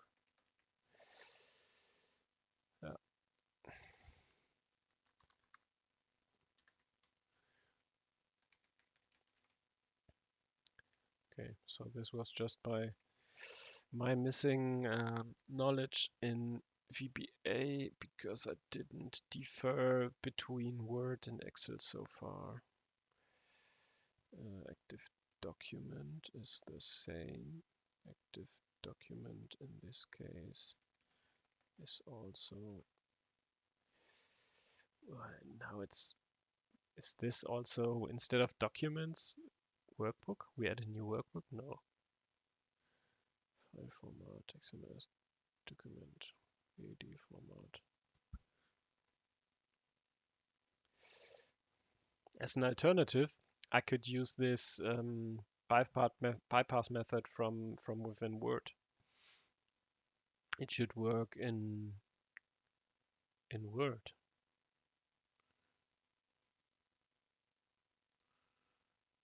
Let's try this. Word.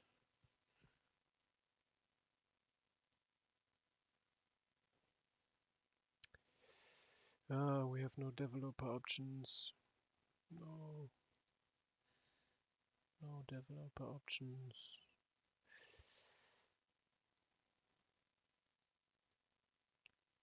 Info.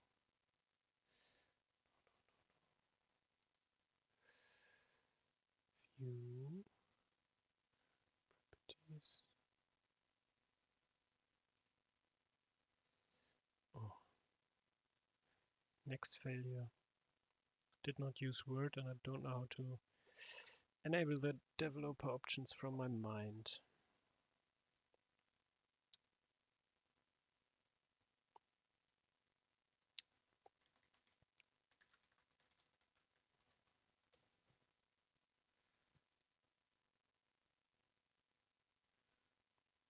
File options customize. File options. Where's options? More options. Customize. I want to enable the developer options. Thank you. Visual Basic. Code. Let's try it from within an Office Word document.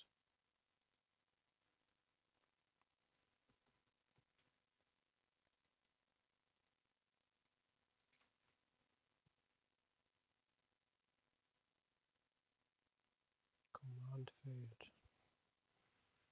This command.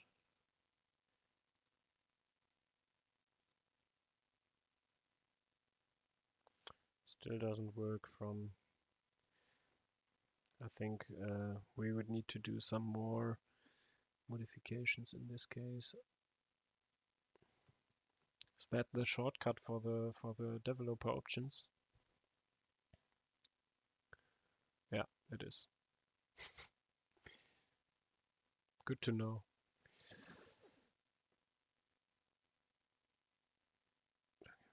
Category name. maybe because we don't have any name at all.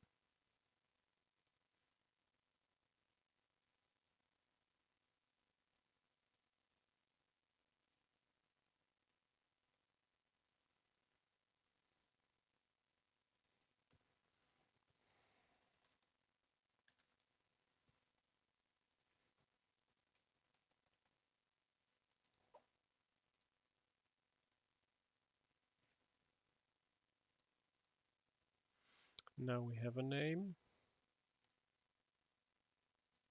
Still the same.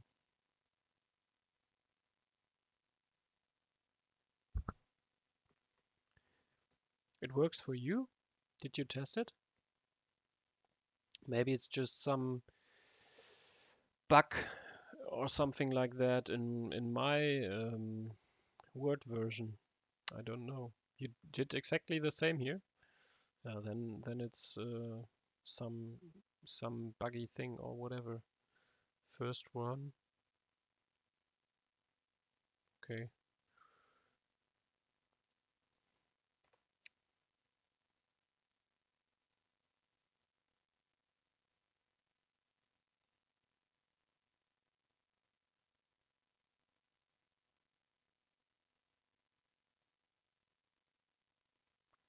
Doesn't want to create any new template file in my case. Templates. No new template file.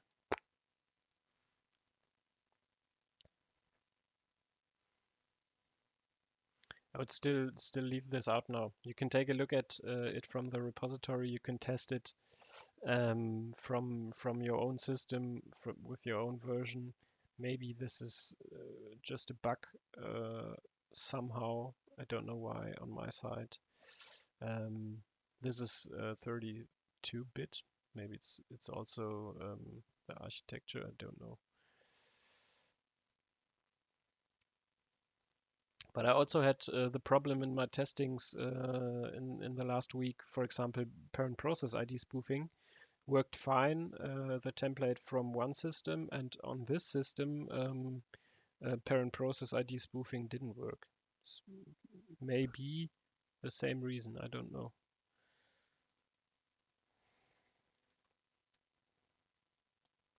Sometimes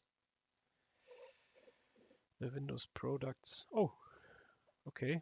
I just had to close it.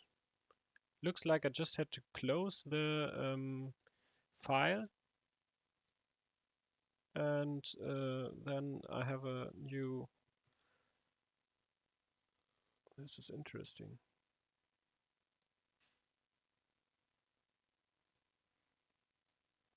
Now I have a new template file here.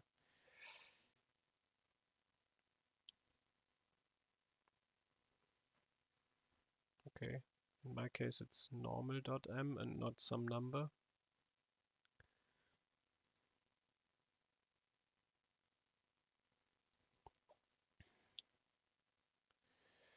But I should have know if that worked. Amsi should not trigger anymore in this case, which is pretty much we can just test this by using this AmsiScanBuffer patch, putting it into here, and by executing it. If that bypass worked, we don't get anything back, and we don't get anything back. So there was no trigger. Because normally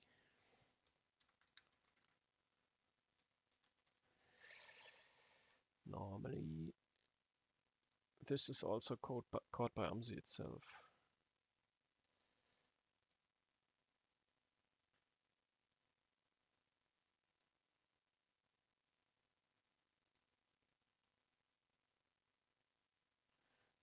This is because we are on 32-bit.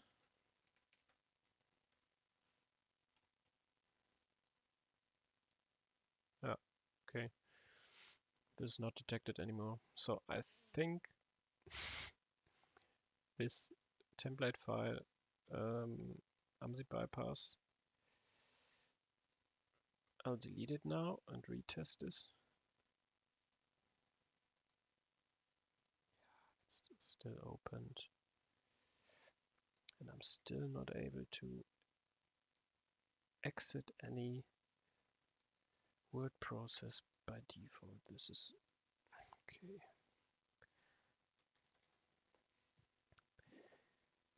So if we retest without the template file,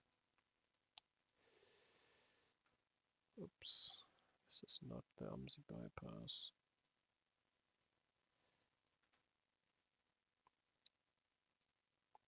This should now get detected. It cannot get detected if I have everything off. Oh man, this was so stupid by me. Okay, close this again. I had Defender disabled all the time. This is really a bad layer 8 problem.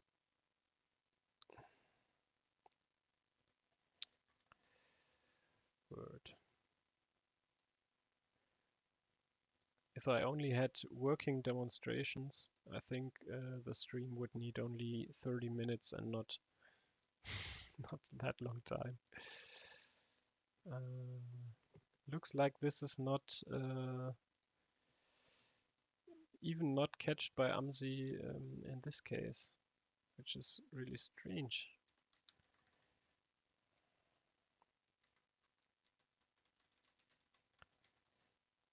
Because it was detected when I tested it that midday today. Crazy. Okay. Amsi doesn't want to detect the AmsiScanBuffer patch anymore.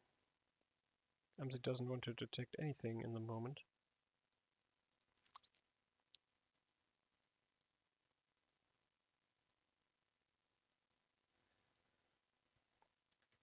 I'll retry this one more time from Excel instead of and I'm gonna use a module here instead of the code declaration. This is not detected. Okay, that's crazy because I had one document and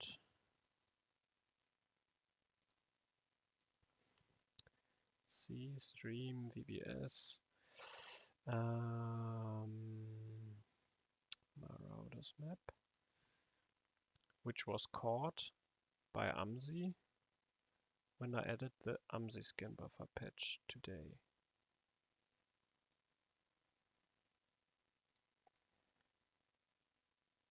Maybe I just have to restart the system one time here again.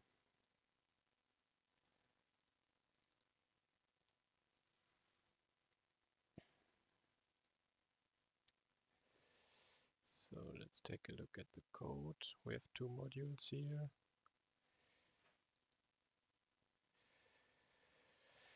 And today I added the Amsi bypass here in this location, named it Ams, and called it here. And this was flagged.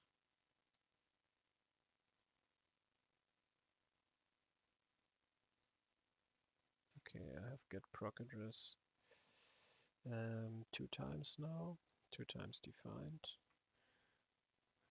That can be solved.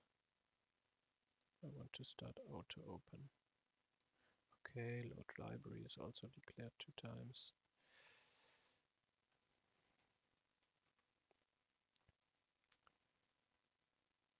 Copy memory, copy memory, virtual protect is also declared 2 times. So this should work now. Yeah, this is interesting. The Amsi patch itself is not detected,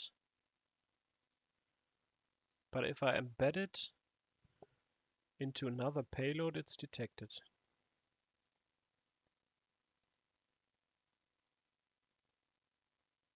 So the AmsiScanBuffer patch is not embedded now. And if I execute this, it works. So this signature is definitely flagging the AmsiScanBuffer patch itself, but it's only flagging it. It's only flagging it when, maybe it's only flagging it when the document is already saved on disk.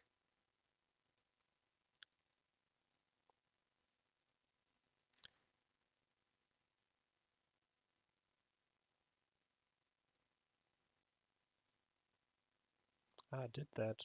I already did that and saved it somewhere here. Stream VBS.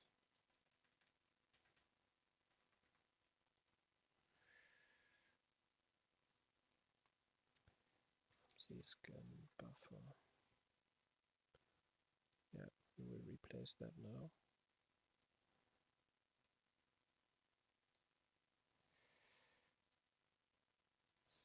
Stream VBS.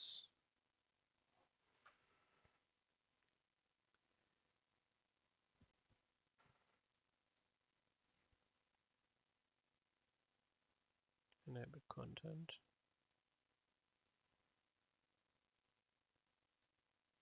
Okay. So I think Amsi only triggers for macros that are already saved on disk. I think that's it. And all the time when I created a new document and pasted the code inside, and when I didn't save it, it was not analyzed by Amsi at all. So if we save a document and put in the source code, then it's flagged. So what we can do now is trying to get rid of this signature, because it's more or less just a signature that is flagged here, and we can use or try to obfuscate this AmsiScanBuffer bypass with one of the obfuscators here to get rid of this detection. That's what I want to do now.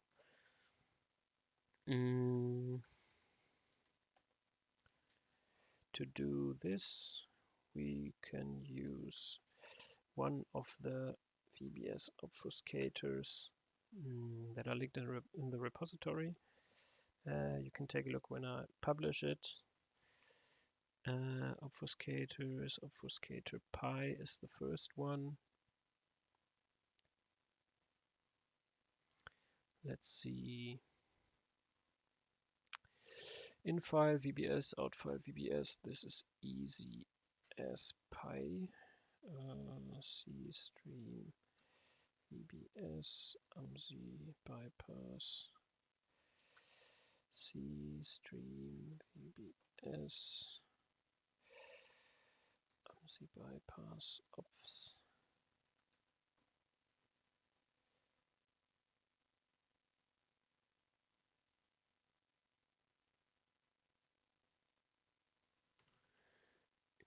Out file.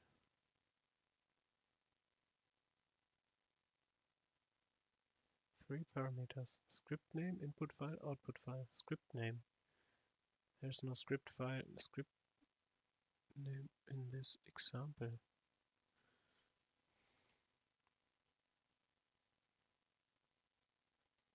Test.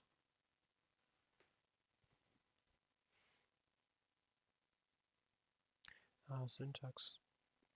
Is this Python 3? Which Python version is this? This is again a Python problem, most likely. I have to install a functional Python version here. Python 3 obfuscators. This incorrect syntax.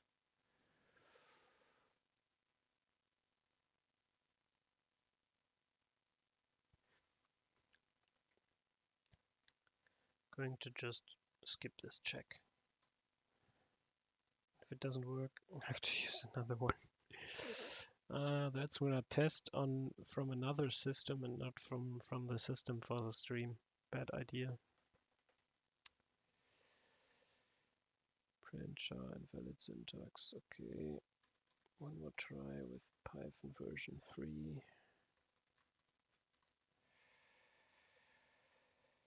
The bypass.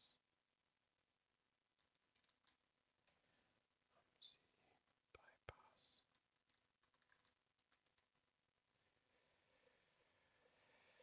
Looks like something is pretty bad here. Or do I have to do this from a Linux system? Python 2. Yeah.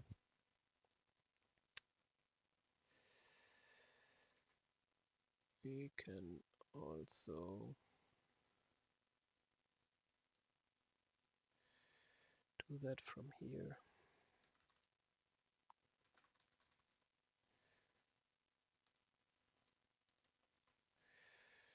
Now I just need the AmsiScanBuffer bypass code. I hope that Python version 2 is installed in this Kali installation.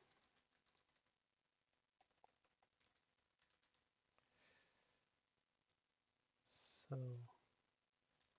Python 2 is installed. Oops. Oh, this works fine. Okay. Oops, too many files. Amsi ops. This looks obfuscated.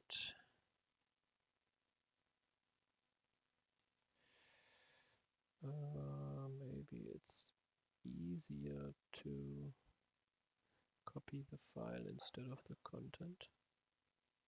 No. Let's try that.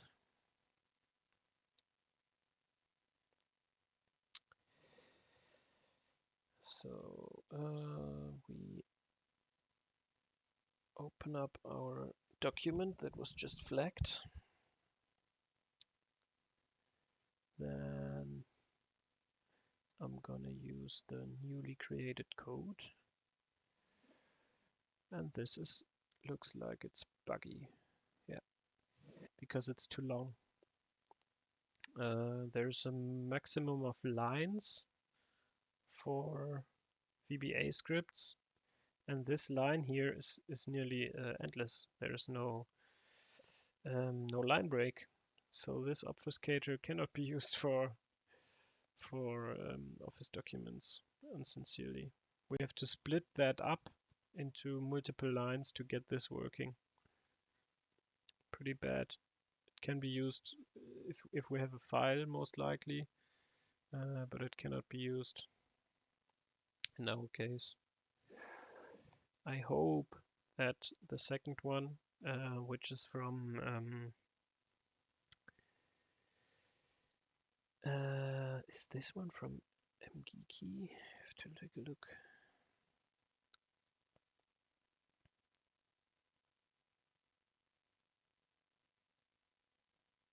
Yeah, Visual Basic Obfuscator.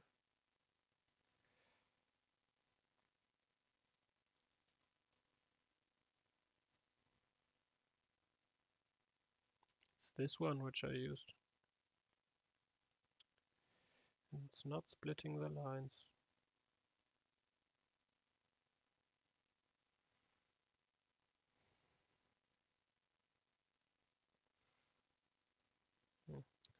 We would need to modify this to get it working for Okay, we'll use another approach. I already used that one, so I'm pretty sure that this works because I already did that.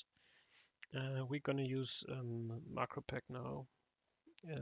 It's the free version and not the. Yeah, you're welcome. You're welcome.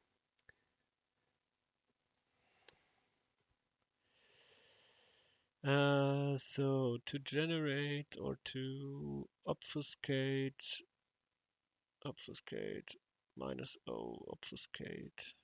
obfuscate names, list templates, input file. So we're going to use -f to input a file. AmsiScanBuffer bypass. We want to obfuscate this, so we're using -o. And now I think we also have to define the output file.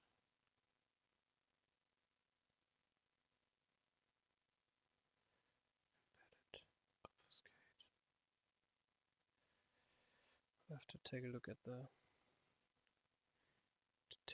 provide an output file. Okay, -o -g generate.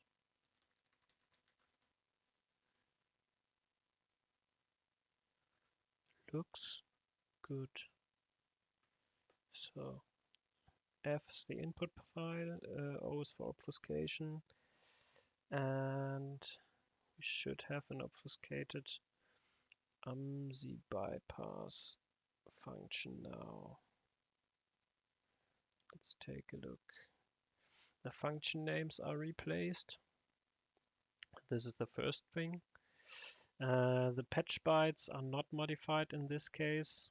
So the patch bytes could still be flagged in this case, but the strings AmsiScanBuffer and AmsiDLL are also obfuscated and are decoded on runtime or decrypted. I think it's an XOR or something like that function, which, or it's just hex values. Maybe it's also just hex values. I don't know. I didn't check how the obfuscation works in so far, but we can try if we can bypass AMSI now using that sub or function not defined shellcode execute. Shellcode execute is not defined there. That's true because I don't have any shellcode execute function here. Did I have an shellcode execute function in my template?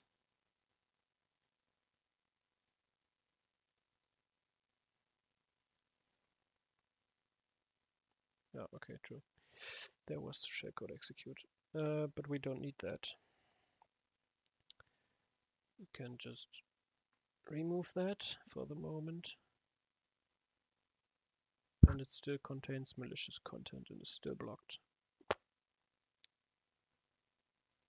This is bad. Or didn't I save it?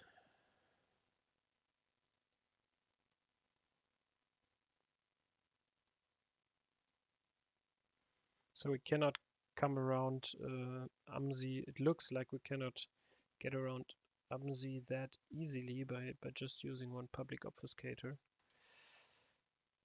Maybe it's the patch bytes that are still flagged. I'm gonna save this now with the obfuscated macro because maybe it was flagged because I don't know, it's still flagged even with the new obfuscated code. Bad for us. Seems like I have to dig deeper. It only detects only when it's on disk. Remote template. Yeah, this could be possible. Loading a remote template from a remote web server, for example, could be one way to bypass AMSI in this case. But I don't know. This is more or less one research topic.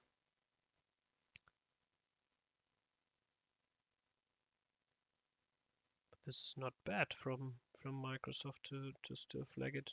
Normally, it's very easy to avoid Amsi by just replacing the values AmsiDLL and AmsiScanBuffer and so on. In this case, it looks like this is not enough. Maybe they also flag the patch bytes here. If they flag the patch bytes, we would need to obfuscate this byte array somehow as well. We can test this by saving incorrect values. No, it's still detected as malicious. It's not. Seems like it's not flagging the patch bytes.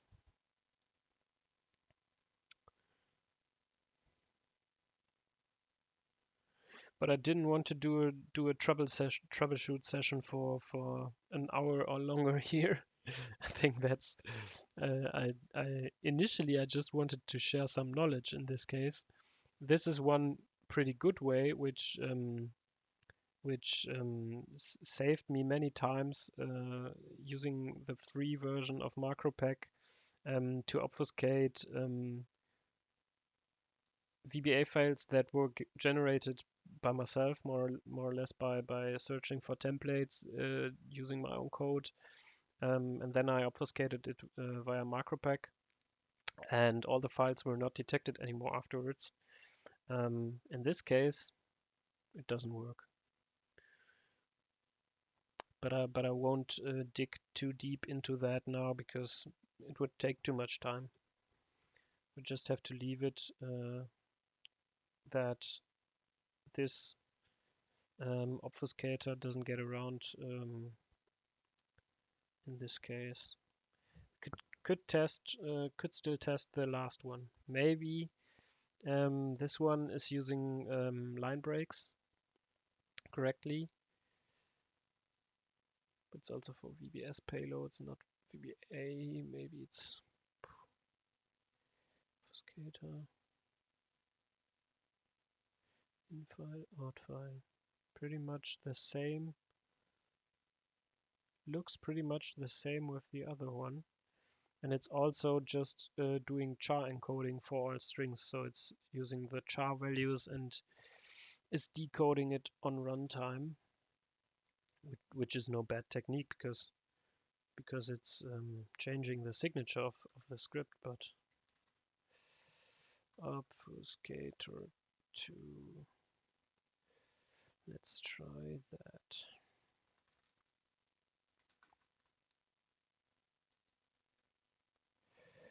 Obfuscator 2. How did I name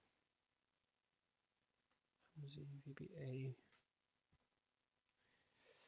Amsi ops to VBA.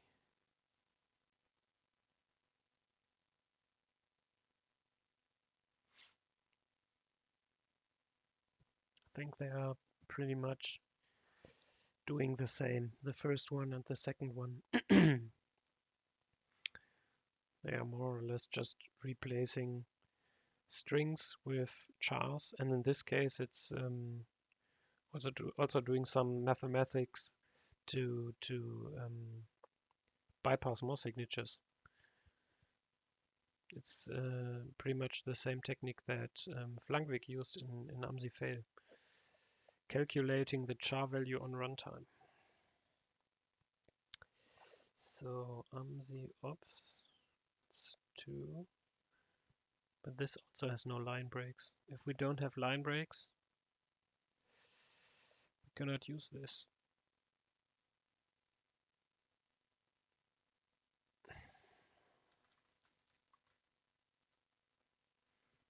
We cannot use this. I'm sorry. I'll do a remark into the repository that these are not without modification usable because they don't split up the lines.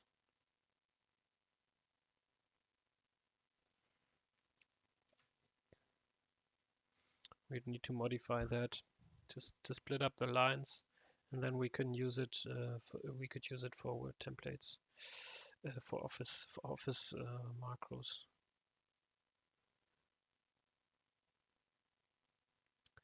Okay.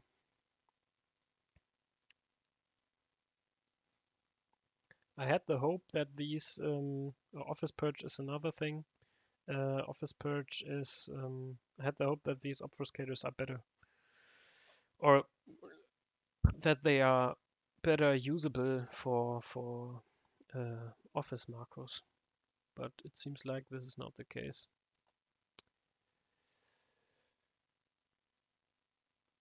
Okay, so Office Purge.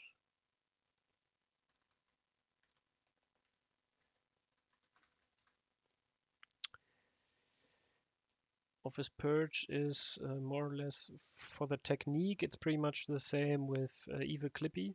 It's also purging or removing the pre-compiled code from Office documents, so that they only contain the source code and no more compiled code. And that's what I said in pretty much in the beginning. If we are using this technique, then you can avoid many signature-based detections for the file itself, because many AV vendors only look at the pre-compiled code and not the source code itself, and therefore they won't detect the malicious VBA code inside. As I also said, this has the downside that you need to specify the version, the target's version. For example, Office 2016 or something like that. In this case, you don't have to specify a version. Maybe it's only working for the version where the document is made for. Word, Excel, XLS. Just for fun, we can do this for our AmsiScanBuffer bypass.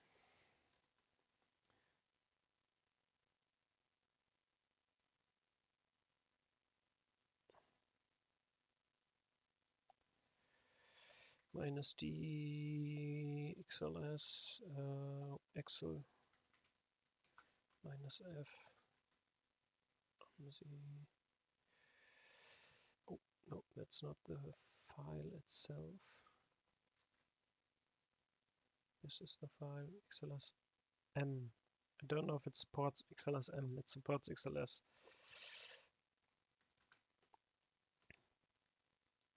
And the module name can also list.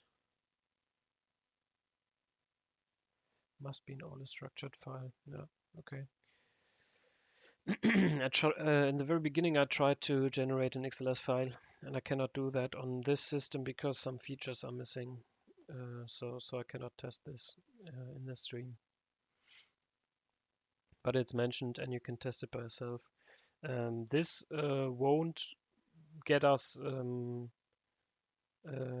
through the anti-malware scan interface.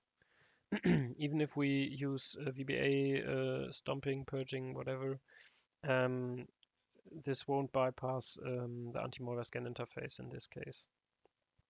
Bypassing that can, from what I know, already be done by using one of the outflank bypass methods, or by modifying the signature of the script itself.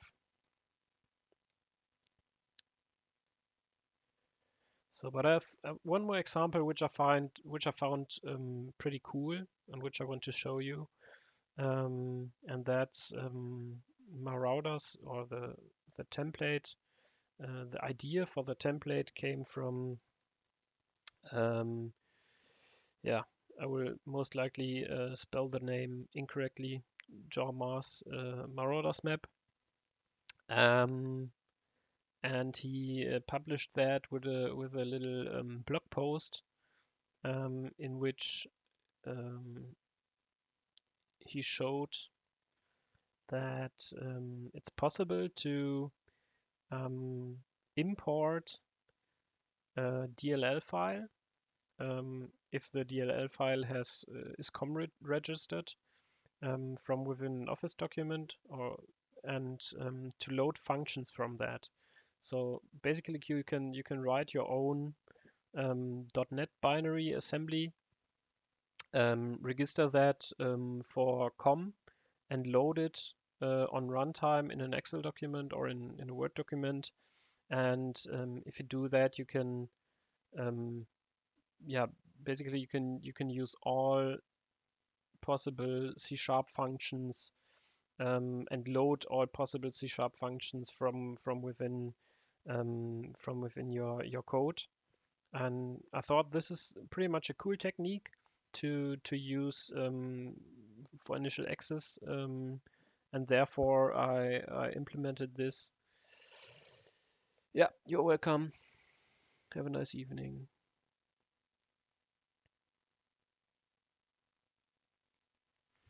And I thought that this is cool, so I created a little template from this. Let's see, users, secure this shit. I have to, because I did some testing before, I have to update, remove one file here.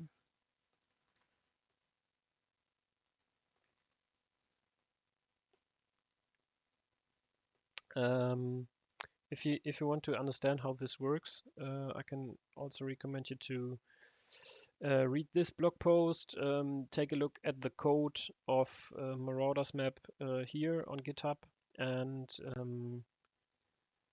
yeah, we can take a short look at the COM registration. That's more or less this part here. We can say that this class should be visible from COM, and in addition, we have to define our export functions. In this case, the function I solemnly swear I'm up to no good is exported from this DLL if you compile it, and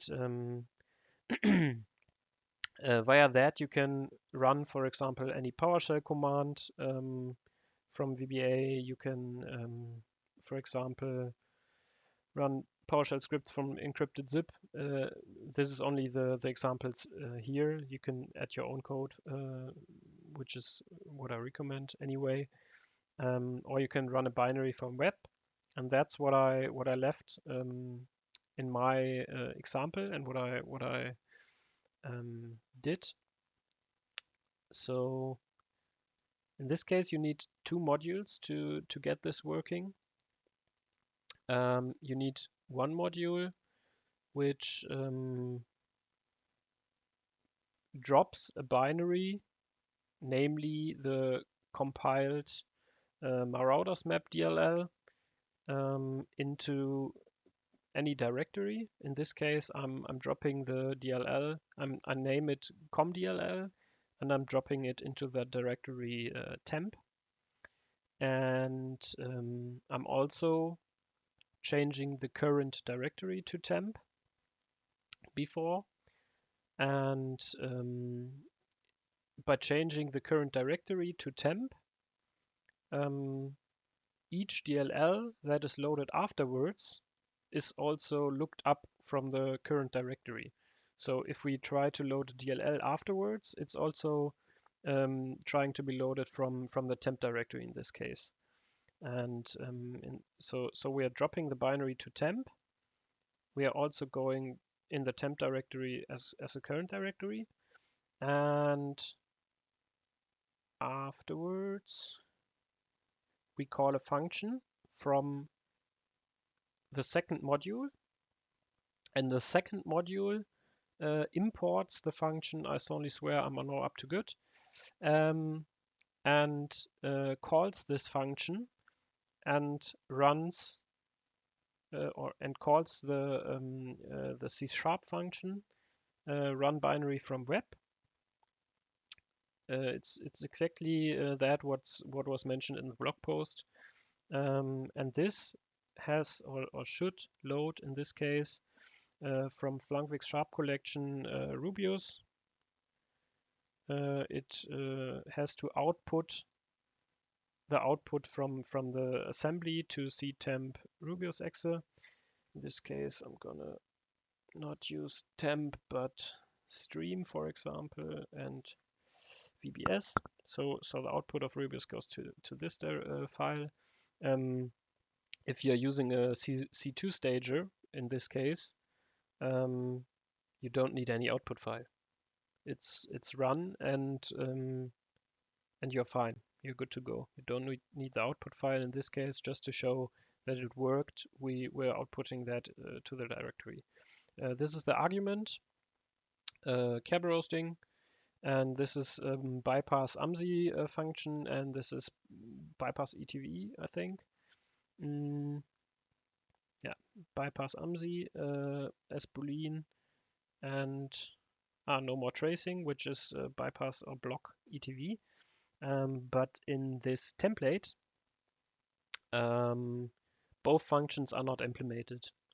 So if you want to use that, and if you want to bypass Amsi before loading a binary, or if you want to bypass ETV, you have to modify this code and put here your ETV bypass and put on this place your anti-malware scan interface bypass. And those are not scanned by the VBA anti-malware scan interface, but by the .NET anti-malware scan interface. So this is pretty much independent from the VBA anti-malware scan interface. If you modify it, if you modify it here, and if you compile your own binary. So yeah, I hope this was understandable, how this functions. In this case, I also added an ETV bypass. The ETV bypass is also in the public, it's not public yet, in the OffensiveVBA repository. 2 ETV bypasses are mentioned there. And I'm using the patch here in this case to patch ETV. Yeah, and we can just execute this to show you.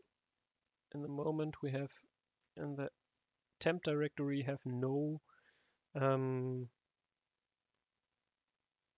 comdll file.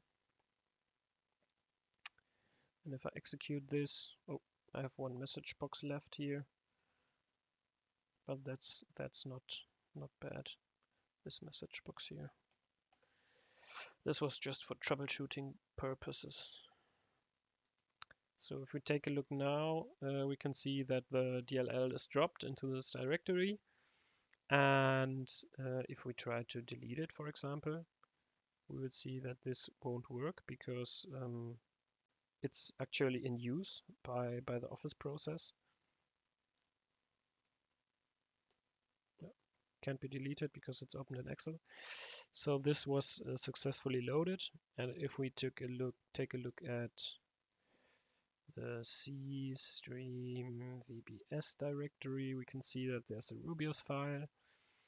And we can see that this assembly could not be loaded. One of its dependencies, blah, blah, blah, incorrect format. This is the Amsi detection for the .NET interface. In this case, we're loading Rubius, and Rubius is detected by Amsi. If we, in one instance, we could patch Amsi before calling these functions in VBA. If we patch the Amsi DLL in memory, we are fine, and the C# binary is loaded. Fine.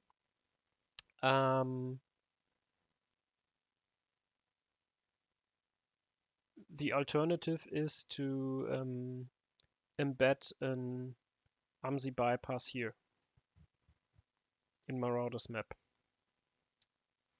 So these two options are here possible to bypass the anti-malware scan interface. In his example, he was using Watson, and Watson is indeed working fine because it's not flagged by Amsi. Now there's a third option. You could also obfuscate.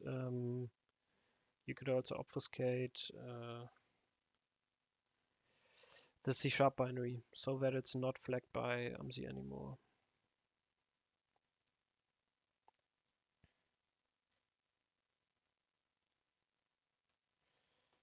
So we're gonna use Watson now as one more example.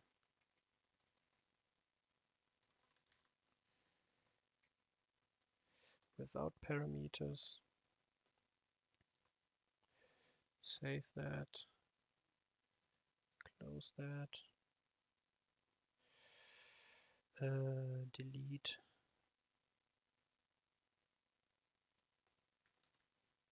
comDLL.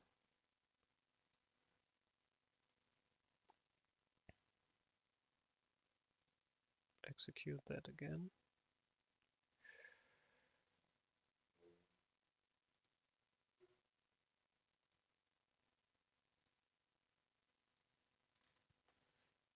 DLL is generated.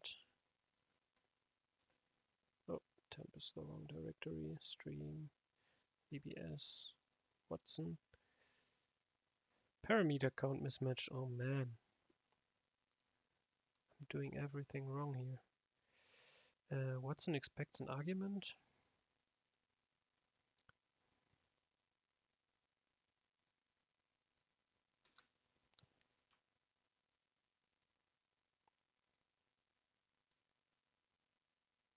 Permission denied because the file is already written.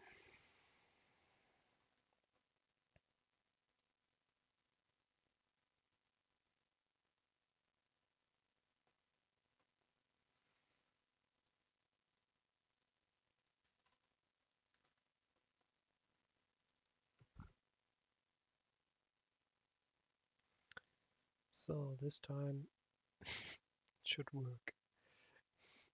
What? It was not detected 3 times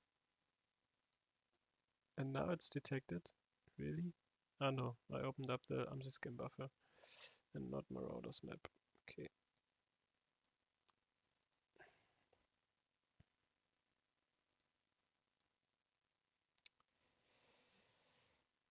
Auto open, yes. So now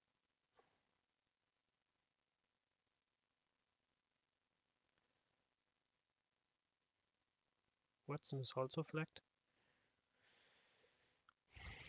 I think Defender is really strange. I did exactly that today and it was not flagged. But I'm just showing 2 more things. If we take a look at .NET assemblies here, it will load and load and load and load and load and load, and will run in a timeout because we patched ETV. If we don't patch ETV, yeah, okay, this is empty. If we don't patch ETV, then you will see the loaded .NET assemblies. In this case, you will see MaraudersMap and you will see Watson or Rubius or whatever you're loading. So the ETV bypass indeed works in this case. You can also remove that again. Now I'm doing one more try to get the Amsi bypass working.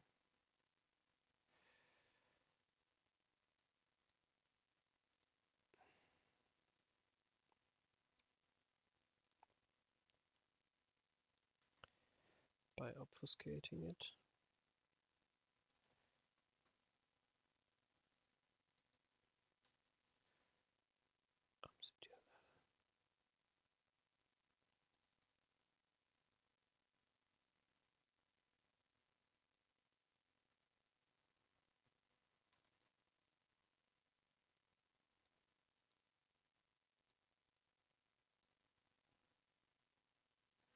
don't think that this is the thing that is flagged.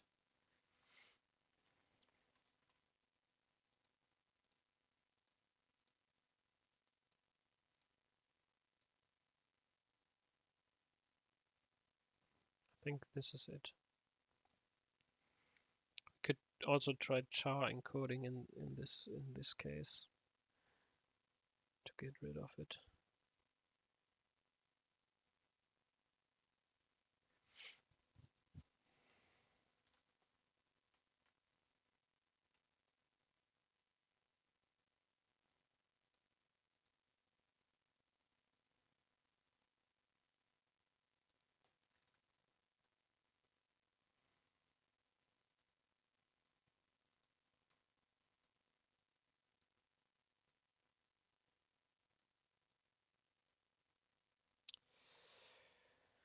Okay, now delete it again.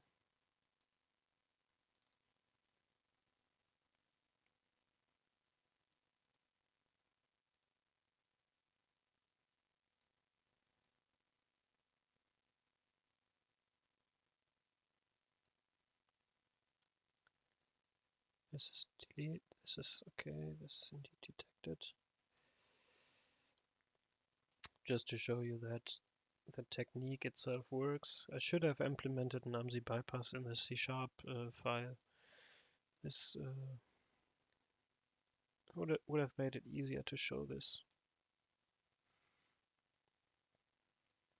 So we're going into Visual Basic. We are running this.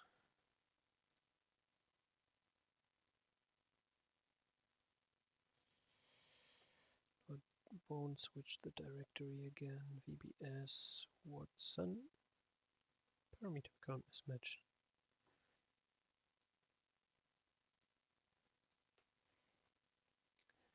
This is strange. It's maybe because it's getting too late.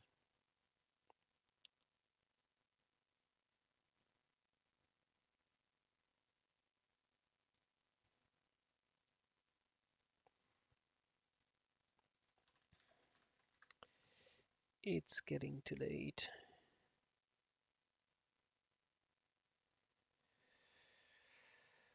Watson, no. No. This is the wrong Watson.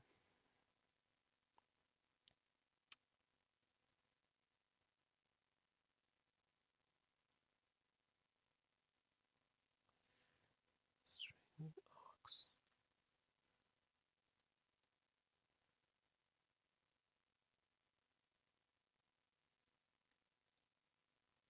Parameter mismatch.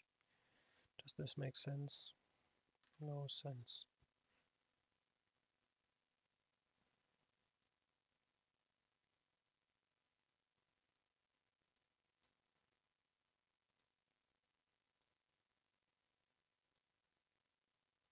Permission denied for drop it.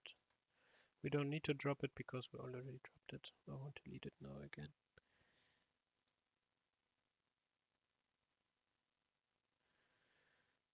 Watson.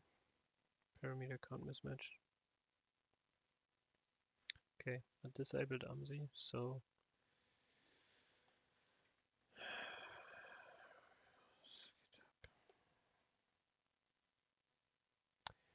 it's easier to just use Rubios now with Kerberos as argument. Don't know what's wrong with Watson.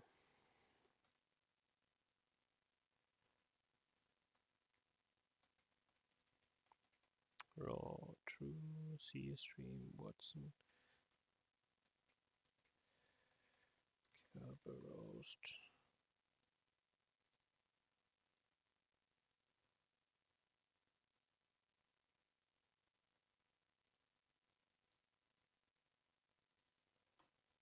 Yeah, that works. So it worked. Rubios was run, but this system is not in a domain, so it ran into an error. But it's possible to load basically any C# binaries from a remote web server, or you don't even need to load them from a remote web server because you can just specify your own C# code in MaraudersMap and your own function to load it. And if you do that, you don't even need to load it from a remote web server. And I think this is pretty cool because there's only two other ways, from my point of view, in the moment to execute .NET binaries from an Office document, from a macro, and this is shellcode execution by using Donut. If you use Donut to convert the assembly to shellcode, and if you load the shellcode via any known shellcode loading Windows API functions, then you're fine to go.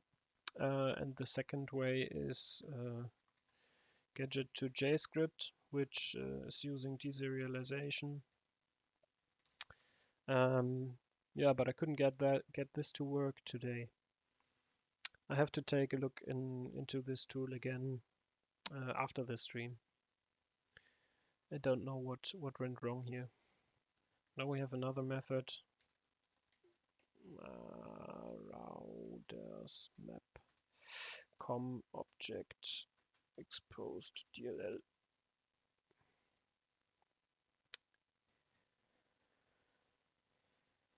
Yeah, okay. I think that's pretty much it for today. I could now try to obfuscate this AmsiScanBuffer patch function again to get it working. But I think this could take too long for this one stream here.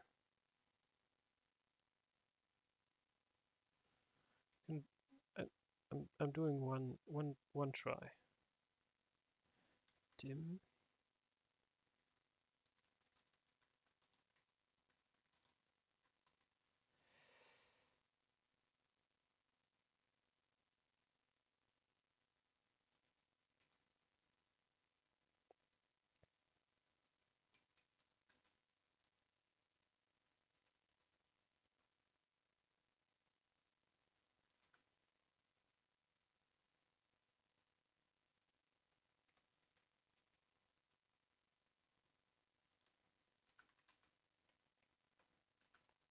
But I think that the Amsi more aware scan interface in VBA scans the part of the code when it's already decoded and or when the function is called. So I think when the Amsi more aware scan interface triggers for get process address or for load library, it may, this is an assumption, take a look at the function that is loaded at runtime, and then if that's the case, then this approach will not work. ASDE, but I don't know that for sure.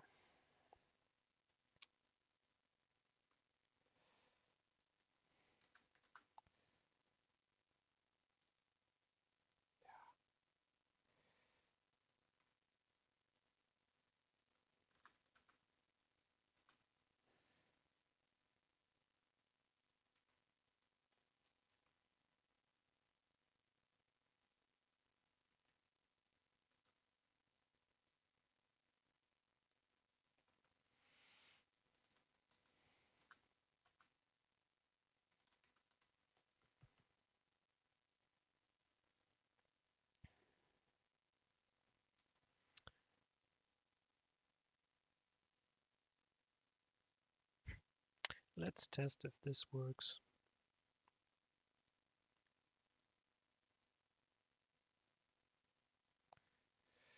I'm gonna close that to be sure.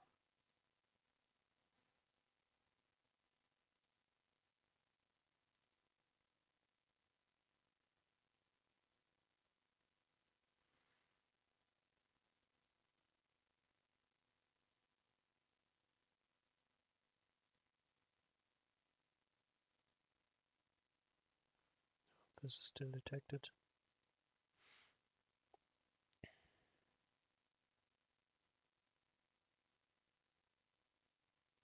But it's possible to avoid the signature for sure. I also know this because the MacroPack Pro version can do this. I was already testing it and it successfully evades Amsi for the default patching technique. So this must be possible. Yeah, I have to dig deeper into this, but not on stream time because it would take way too long. So to end this up, I'll change the visibility of the repository to public. No, not private. It's already, yeah, it's already private. Password. You can know that it's long. And it's a second factor, so I don't care. Okay. Yeah, this is public now. You can take a look at it. And I think I'm out for today. Many things didn't work as expected, but that's how it is. Demo effect.